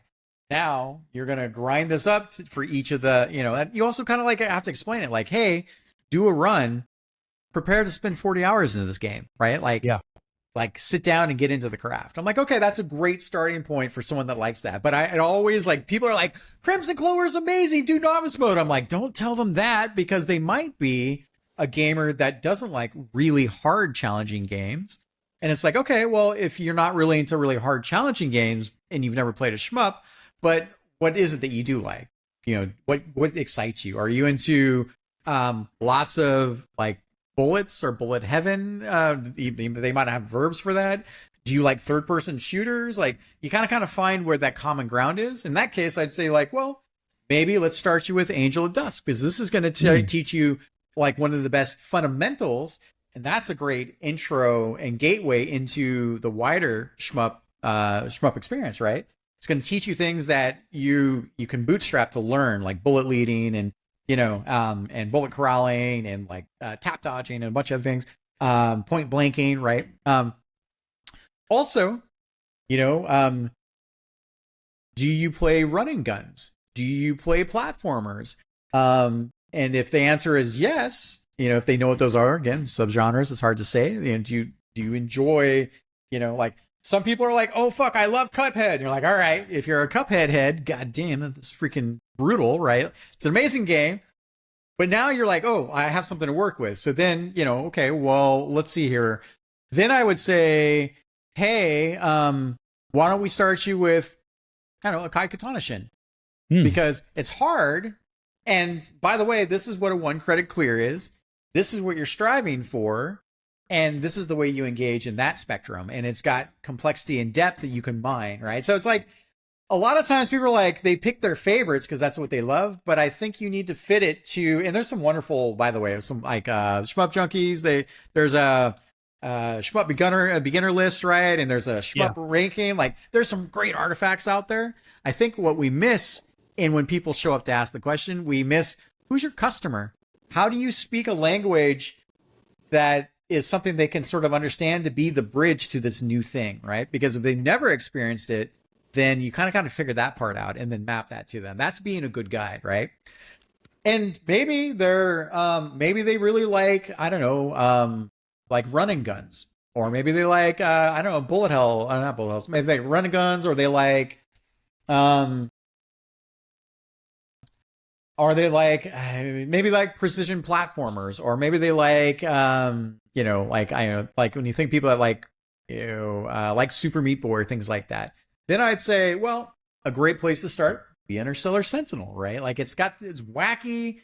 It challenges, like if you like lots of weapons, like do you like playing games where you have a lot of like rapid choice, and I think that you have to kind of like pick them. So I know it's rapid fire, so I'll stop. Next. Yeah.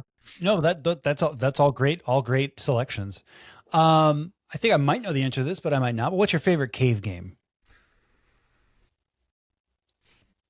Oh, it's hard. Okay. I'd have to say at this point. We could qualify this by saying, what's your favorite cave game at the moment? Yeah, well, I bounce back and forth between a Kai Katana Shin and Death Smiles. Death Smiles is still getting runs, which is great. Some of it is research and inspiration, right? Some of it is just, I've got time to do a run. So awesome. Ushihime-sama what about amazing a too. favorite non-cave shmup? Which could be anything. Shout out to Bog Hog, also a patron. Gunvein, really, really fucking, like I'm with you on that, dude. Like a little bit of the training, Bog Hog. Like here's some of Bog Hog's secret sauce. Like, and this is what happens when you spend 5 years just like, right, like learning, crafting, evolving, playing, and Gunvein does amazing with its bullet patterns. And one of the things is that a lot of the prominent bullet patterns create your create your constraints on the field, right? You're dodging within channels of bullets. And then there's just a tiny bit of RNG sauce, not a ton, because if it was all RNG, it would just suck. But there's just enough to keep you micro dodging within these set patterns. So you can't just be like, oh, here's the safe spot. Let me park here, right? And that was one of his deep evolutions of understanding how he wanted to like put his fingerprint on, on the shmup language in the Rumble Boat Hell. So Gunvein, by the way, also, holy shit, the soundtrack slaps so hard. It was one of those. Does.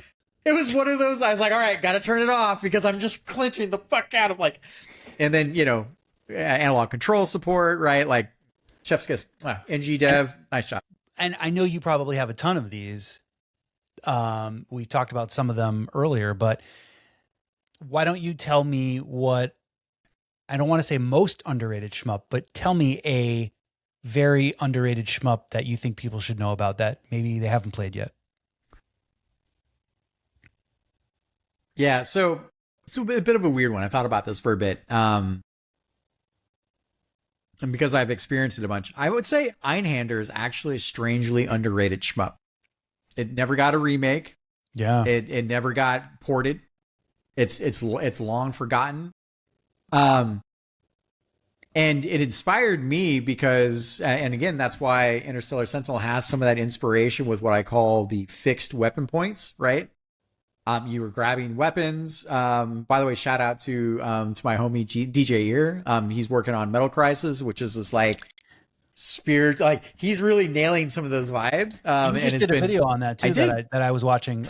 He's how far into the dev cycle is he with that now? He's probably over a year at this point. The guy has an amazing attention to detail when it comes to really deconstructing things and then pulling that forward. He did some amazing stuff for he did like this Minecraft level that was what was the runner game? It was what was it? Mirror's Edge. Oh, yeah. So he did a reconstruction of that in Minecraft, and he showed me some of this stuff. I was like, wow. And he's huge gamer, DJ, music producer. By the way, the OST, if you want a slapping banger, I just had him make a continuous mix version of his OST. So he made the album for the game, and now he's making the levels to fit the album. Yeah, and didn't you say that album's already on Bandcamp, like available to listen to? So yeah, dude, I'm gonna crank that. Yeah. Oh my god, I sometimes do dev to his album. And he's just a saltier human. He's a big fan of ours as well. His DNA is in our game because we play test each other's games. Yeah. And by the way, shout out to people. If you want to get a little bit more involved, there's always room in our community to play test games in development. I know it's scary sometimes in the craft, and sometimes it's a pain in the ass to play stuff that isn't fully finished. But if you have an interest, we have, I often direct people there. So I wanted to talk about that too, just for like a second as well, because again, like you're saying, the Shmuposphere is kind of small. And when you have small dev teams, right, you guys don't have like QA teams or you're doing your own thing. Yep. And so the community can play a part. And I do see lots of small shmup developers like asking the community to jump in, and I've joined a few to try to help out, give feedback, and that's awesome. But I think that's a way for some shmuppers to, like you said, get involved and support in a different way that's not necessarily monetary, but I'm sure everyone appreciates anything that you get. I mean, you're not wrong. I love to tell this to people, right? As part of that, like, hey, I meet a lot of people that have interests in wanting to get into game development.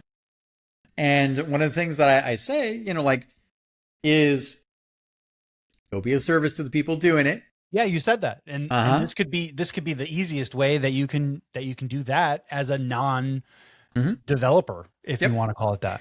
And with my community manager, she didn't know anything about game development.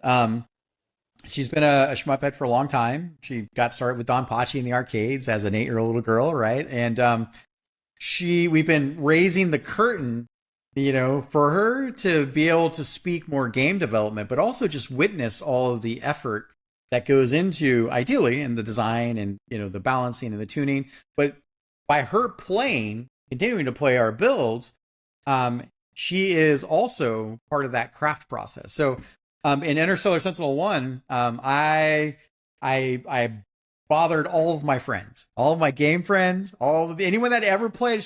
I pulled people out of the woodwork that only played shmups in 1926, and they never played them ever since. And I was like, all right, well, we're gonna watch you do a playtest on a Google Meet call. I'm gonna watch this, and then we're gonna tune and tweak and adjust things, because otherwise, you have no as a developer. You can only craft what you can craft, and you're so close to it that it's very easy to make things that are way too hard.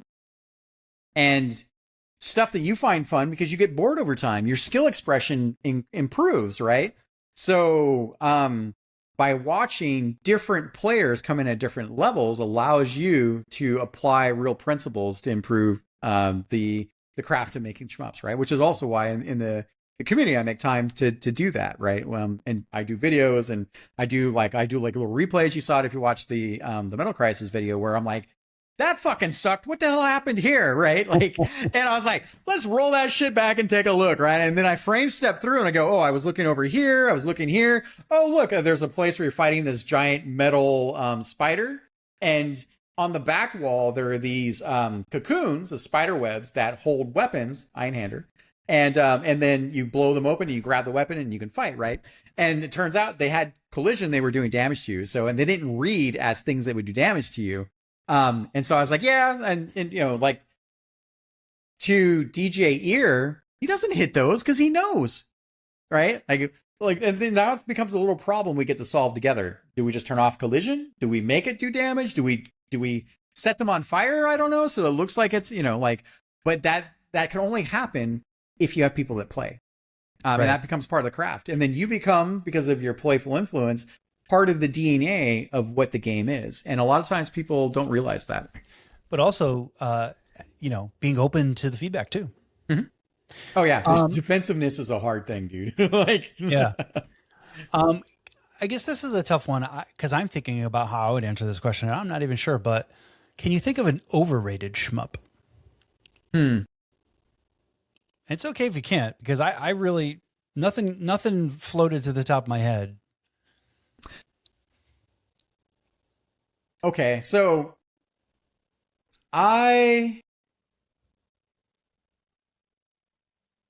have a fondness for the R-Type series. Mm-hmm. The R-Type series also, depending on which ones, right? And I haven't plumbed them nearly as deep as I could. Some of it is insane, hard as nails stuff, right? But I did spend a small amount of time with R-Type Final 2. I really, really wanted to like it. I wanted to like it a lot. I was like, great, I want to unlock these weapons, the craft, the different weapons, right? And, they've been graduating to 3D for a long time, and I love that some of the devs are still fundamentally involved with it. I know a lot of people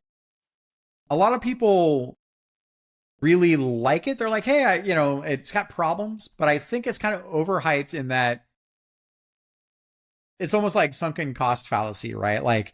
It had its Kickstarter, it came to market, it gets its updates, right? It's got a fan base. We're all small in terms of overall fandom. But I think it's overhyped because I think that the core gameplay doesn't hold up to some of the earlier versions of R-Type in the series. And in that, I feel like it's not quite there. I think people are like, well, it's nostalgia and this is the way it is. And there's something said for leaning into that, but it doesn't hold up. So I would say I would call it overhyped. I think that's fair. All right, we'll go in a different direction. So, you could take this any way you want, but I'll give a couple examples. So this is about a potential dream collaboration. Mm-hmm. Whether that means you get to work with someone in gaming to help you or to work on a game together, or a musician that you might be able to work with on a project, or maybe you actually get to make the Interstellar Sentinel movie or feature length cartoon. Oh shit. Or it could be something completely outside of all those three things. But who would be a person or a group of people that you would love to work with on a project? Well, from a oh man, goddamn, it's well, okay. If I could work with anyone, I would like to work with House Mark's Returnal team. Okay. And I would like to bring the Interstellar Sentinel universe into what it is, the kind of bullet hell side of that. And I would love to translate the third person version of that. Technically, I've had this game floating around in my idea bank for a long time, right? Where, I really love games that aren't afraid to embrace 2D gameplay and to use it modally. Like sometimes, for instance, some of my favorite parts of the God of War games, were when they're like, cool, we're getting back to our roots of 2D gameplay, right? And that, you're climbing the walls and fighting enemies, and it's like, it locks it down. It's in that moment to moment. But also on the other side of the spectrum, I'd love to work with the NG dev guys. That would be pretty sweet. They've got some great tech. That would be amazing to shmup it up, if you will. And I mean, the thing is the world is your oyster, right? It's kind of nuts. Yeah.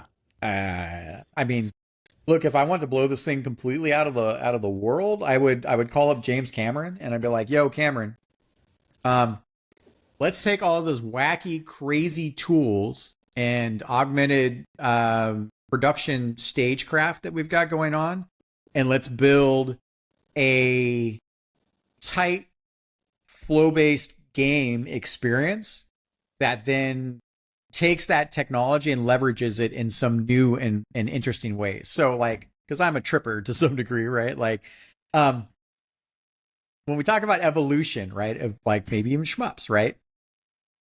If I had folks, I would love to have a version of Interstellar Sentinel that has essentially a machine vision watcher of the game state that then feeds both state of the world to the actors in the scene. So the characters, some of them can be, supporting characters like Zay and Loki and the crew that's there on the adventure, but they're in the ship, right? But now they're watching and understanding the world through this machine vision director, and that machine vision director is giving context to the characters, and the characters then generate essentially dialogue lines and quips and contextually interesting sayings. You can put some guardrails to it to some degree, but for the most part, they're like their little Gen AI NPCs, right? That can do that, and then they are talking to the player. By the way, the player can also talk to the machine, and now you're having this weird like conversation with your crew while you're playing the shmup, and like maybe it wouldn't work, I don't know, but I sure as hell want to play with it, right? And also I love this idea that as you are skilling up and having skill expression, that the machine can watch for your skill expression, and it can give you context through your cast of characters that isn't just scripted, right? Like, wow, that's really interesting. Yeah, like yeah, that I'm a we didn't talk, we talked about it a little bit in brief, but like I am fully like all up into technology, right? Like, yeah, no, and that's great. And one of my questions that we didn't really get to was, do you think the genre needs innovation? And I think innovation's usually good to strive for in some ways, but that idea that you just laid out, that's kind of something completely new and different. So, and it's coming. Yeah, I mean, I'm not building it right now, but if I had partners, but the technology's coming, right? So, but yeah, but like you're saying, like if you were able to work with James Cameron and the resources that he has, you guys could probably make that happen. And then here's something crazy too, right? Is I would love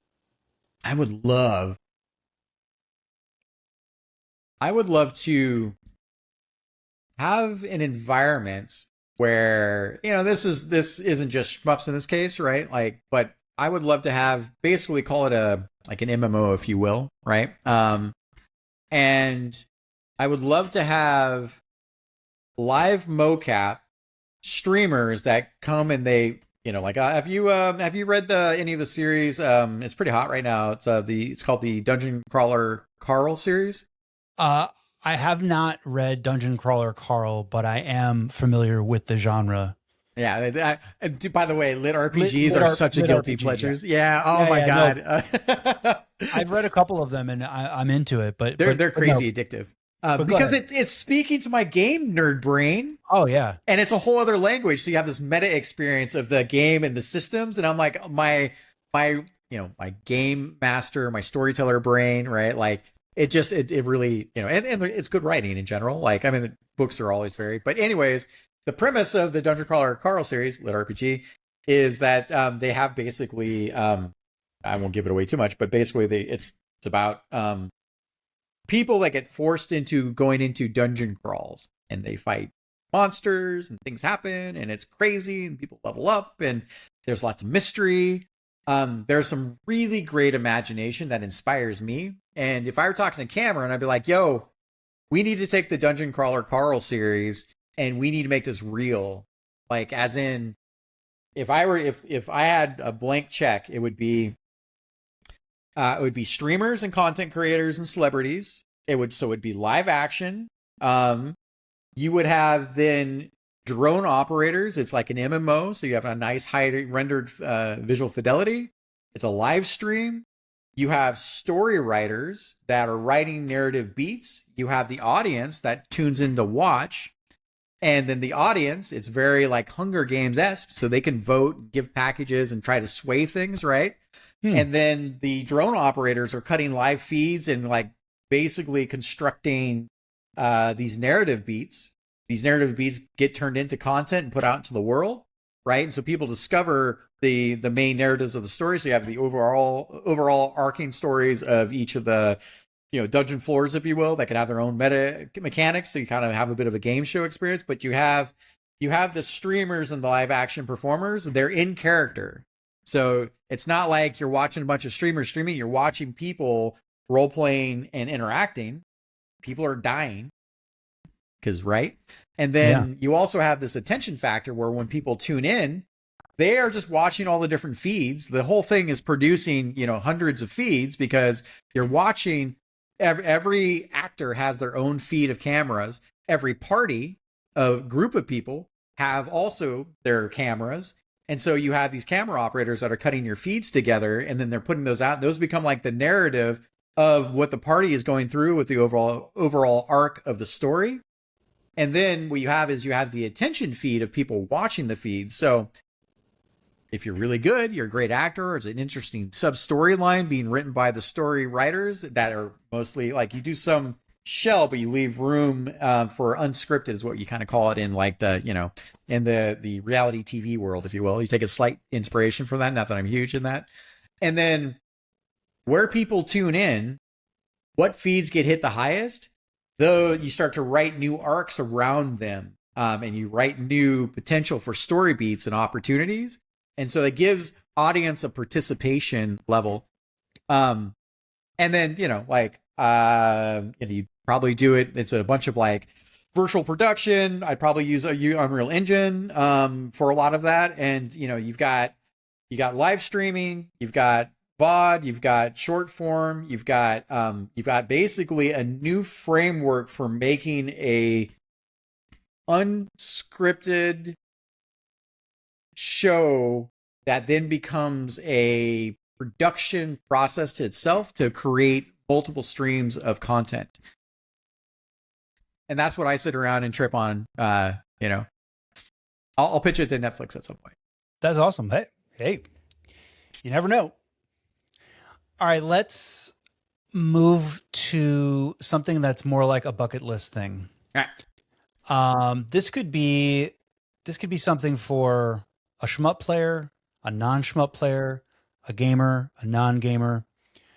But if you had to tell a person that there's one shmup that you should play or everyone should play, if it's the only shmup you play,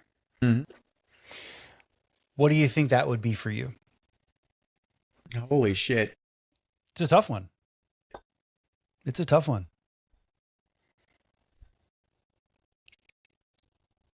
I think that's a tough one. All right, look, I'm going to go. This is the first one that mostly came to mind. So, Gradius 5. Okay. I think that it hits all of those crazy beats that are really great. Like basically, Treasure's like, yo, Gradius, like we've studied what makes it great, and we're going to bring our own sauce to it, but preserve why Gradius was amazing for what it was. And I think that hits you on that like adventure shmup kind of flavor a little bit. Like it's a big narrative. It's kind of big and over the top. It looks amazing. It plays like crazy. I don't know if a lot of people would love it, but I don't give a fuck. Like if you only got one, then you should love that. You don't have any others to play, so that's a good place for you to be. I think that's a great answer. I wouldn't have expected that, but yeah, and again, another shmup that's like, it's not been brought forward and probably underexposed because of it. Mm-hmm. There was a lot of amazing innovation in the space done around it. A lot of firsts. There's been fan remakes, of course, and then I mean, we did get with Salamander. I mean, we just had the re-release where we got Salamander 3 or something like that. I haven't gotten around to playing it. It was meh from a lot of my friends that played it, so they were happy they got something new, but it didn't capture exactly the magic that was kind of the Salamander series, or Life Force in this case. I think that's most of the sentiment that I've heard from most people. Yeah. There's just not enough time. So many shmups. Yeah. Oh, I mean, it's a treasure trove, like you said. All right. Well, I feel like we could probably start to wrap it up. Yeah, absolutely. It's only been 3 hours and 20 minutes. So I mean, it's crazy. It's crazy, and I'm sure we could go for another 3, if not more. We could go forever. But DrBossKey, thank you for being the first guest for the Shmup Talk Show. It's been a blast talking to you. We've gone to so many places in this conversation. Let's talk about where people can find you. You have the Interstellar Sentinel Discord. Mm-hmm. You have a YouTube channel where you actually do lots of dev sessions for Interstellar Sentinel 2, where you're actually having live dialogue with your full-time artists, right? Yep. You said Dimitri, right? Yep. And Chris. Mm-hmm. And you kind of put that out there for everyone to see. I think it's been great. Warts and all. You also do other content where you are, playtesting other games, Metal Crisis and other things. You have a merch shop for, right? Yep. And let's see, that's what I could think of off the top of my head. You can get Interstellar Sentinel 1 on Steam.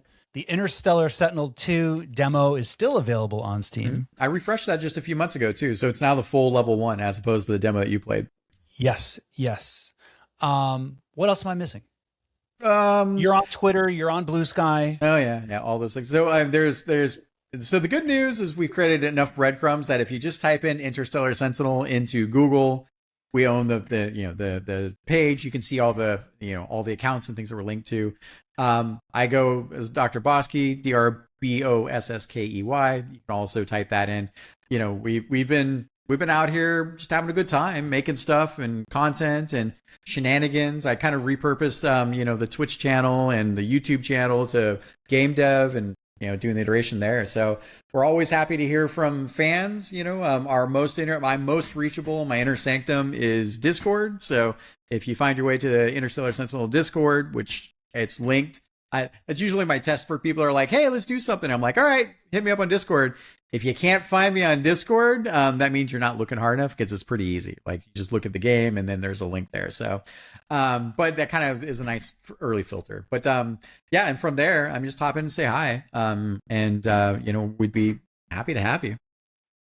And maybe we'll end with this. I know it probably is impossible to say, and some of it might be under wraps, but when do you think we'll see IS2?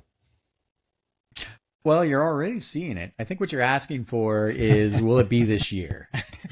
Maybe. Yeah, maybe I'm saying that. Yeah, well, okay. So, and I know it's hard to put out dates, but roughly. Yeah. No. So I think where we're at, I mean, it's already in the middle of the year now, which is crazy. I was hoping that we would have a first cut of everything alpha wise by August for Gamescom, but that's not going to happen at this point. We're in the mid stage, so we're level 3. So we're just over almost 50% at this point because they'll be smaller. So I think we will have a good chance to have an alpha more towards maybe holiday this year. And then from there, probably maybe a Q1 release. It really kind of depends on playtesting, of course. There's still a lot. Time for the craft, the production budget to build what we're building. To put it in perspective, 18 months for IS1. And in that, the art production was probably about 30% of what we're doing now. So, but we're telling an entirely different and crazier leveled up, like moment to moment experience, which I think people are losing their minds over. Right? It's looking really good. Yeah, and It's looking really good. You don't know this, but when I meet with the art team and engineering and we talk about things, I point out, because we put all of our works out there for development, people are really resonating with what we're making. They're very excited, and they share that with us, and I share that with the team. I'm like, wow, people are freaking losing their minds over stuff. But also, because we're in the middle of craft, people can show up to these videos that I'm doing to the art team. We do them every week, several videos a week. We read everything. It's nice because we don't have 10,000 comments. And so sometimes people are like, oh, we're missing this thing, or have you thought about this, or oh, this would be really cool. And we talk about that. And it's part of the mantra of the studio is to be closer to our fans than regular companies. And we'll never let go of that, because we're making it for the fans. I mean, we're making it for me and the team, but I also, we serve the fans. So, and that's a big part of it. So I think that's great. It's great to have a direct line. And I think it's great for people to know that, you're welcome to come in and share the love and talk about what you might want to see and what you like. So I think that's fantastic. And I'm one of those people. I know you have a boss fight where there's a guitar, and that whole sequence is looking awesome, and you're working on the red light district. There's all kinds of things. Well, so you're gonna be playtesting more, right? Like, you don't escape. Can't wait. I can't wait. Also, I think if we had more fans jumping up and down for updates, we'd be more motivated to like crank some of those things out a little bit more. So, okay. Well, then I'm going to ask everyone to like start making some noise, because let's get cranking here. It has been a bit. So one of the things that I love about Interstellar Sentinel 2 is that every scene is so dense that each one of those sections become their own Caravan levels. I would be more than happy to like put those out just to test and tune and like tweak gameplay and gameplay scenarios. And that's a fun, like, again, those 5-minute metered Caravan levels really resonate with me. They're bite sized, they're snackable, right? We have the Discord, so we're logging our high scores. Very, very cool. Yeah. So I want to see more people in the Interstellar Sentinel Discord. Dude, that would be awesome. I appreciate you. Absolutely. I appreciate you. Dude, first one is in the can. I can't believe it. Oh, congratulations. Man. I'm so happy you're doing this. It's been a pleasure and an honor to be your very first guest, but also just to see what you're passionate about. Like, it resonates with me. You're speaking my language. I'm always happy to make time to rap with you about anything. So please keep doing what you're doing. I appreciate it. I will certainly try. I'll try my best. But yeah, like I said, back in January, when I was talking to you about this whole idea about the Shmup Talk Show, I was like, first I got to prove to myself that I can show some consistency, and that I can prove to myself that I'm willing to put the time aside to do it. And it took me a little while to get there. So I feel like I'm on, the path to do this. So I'm going to certainly stick with it as long as I can. Any sneak peeks of what's to come? I have guests in mind. I've reached out to some. Definitely wanting to get some more game devs on here, some shmup devs to talk to. Like I said, I feel like there's an opportunity to have a little bit of a circuit, a little bit of a place for people to publicize and share and get some exposure and just get the message out. So definitely that. And then, definitely some of our friends in the shmuposphere that I want to talk to, and in some ways just get to know people better, because, I'm not really close with a lot of people in the shmuposphere. So this will be my way to get to know them a little bit better outside of like social media interactions and things like that. Yeah, I love everything you're saying there. Look, at the end of the day, Team Human is fucking awesome. We've got lots of problems, and making time to have real connections, to have real conversation, to be excited about stuff that we're passionate about. We're much closer in a lot of ways than is easy to understand on the surface. And more now than ever, that authentic, just show up, make time if you can, right? Like don't stress about it. And let's just have a good time, because the world needs more space for us to have a good time, because there are a lot of problems to work on. And there's also a lot of things that we should really make time for, because if you don't make time, there'll never be time. I agree with that. And that is, those are some good words to end on. Indeed. You made it this far. Thank you so much for being here. It's a hell of a journey. We're both quite available. Thank you for your attention. Thank you for being part of the conversation. If you have any feedback or questions or comments, please leave them down in the description, in the comments section. You know, Zirolux reads all of them, I'm sure, right? And Dude, absolutely. Thank you for being here. I'm extremely grateful. Awesome.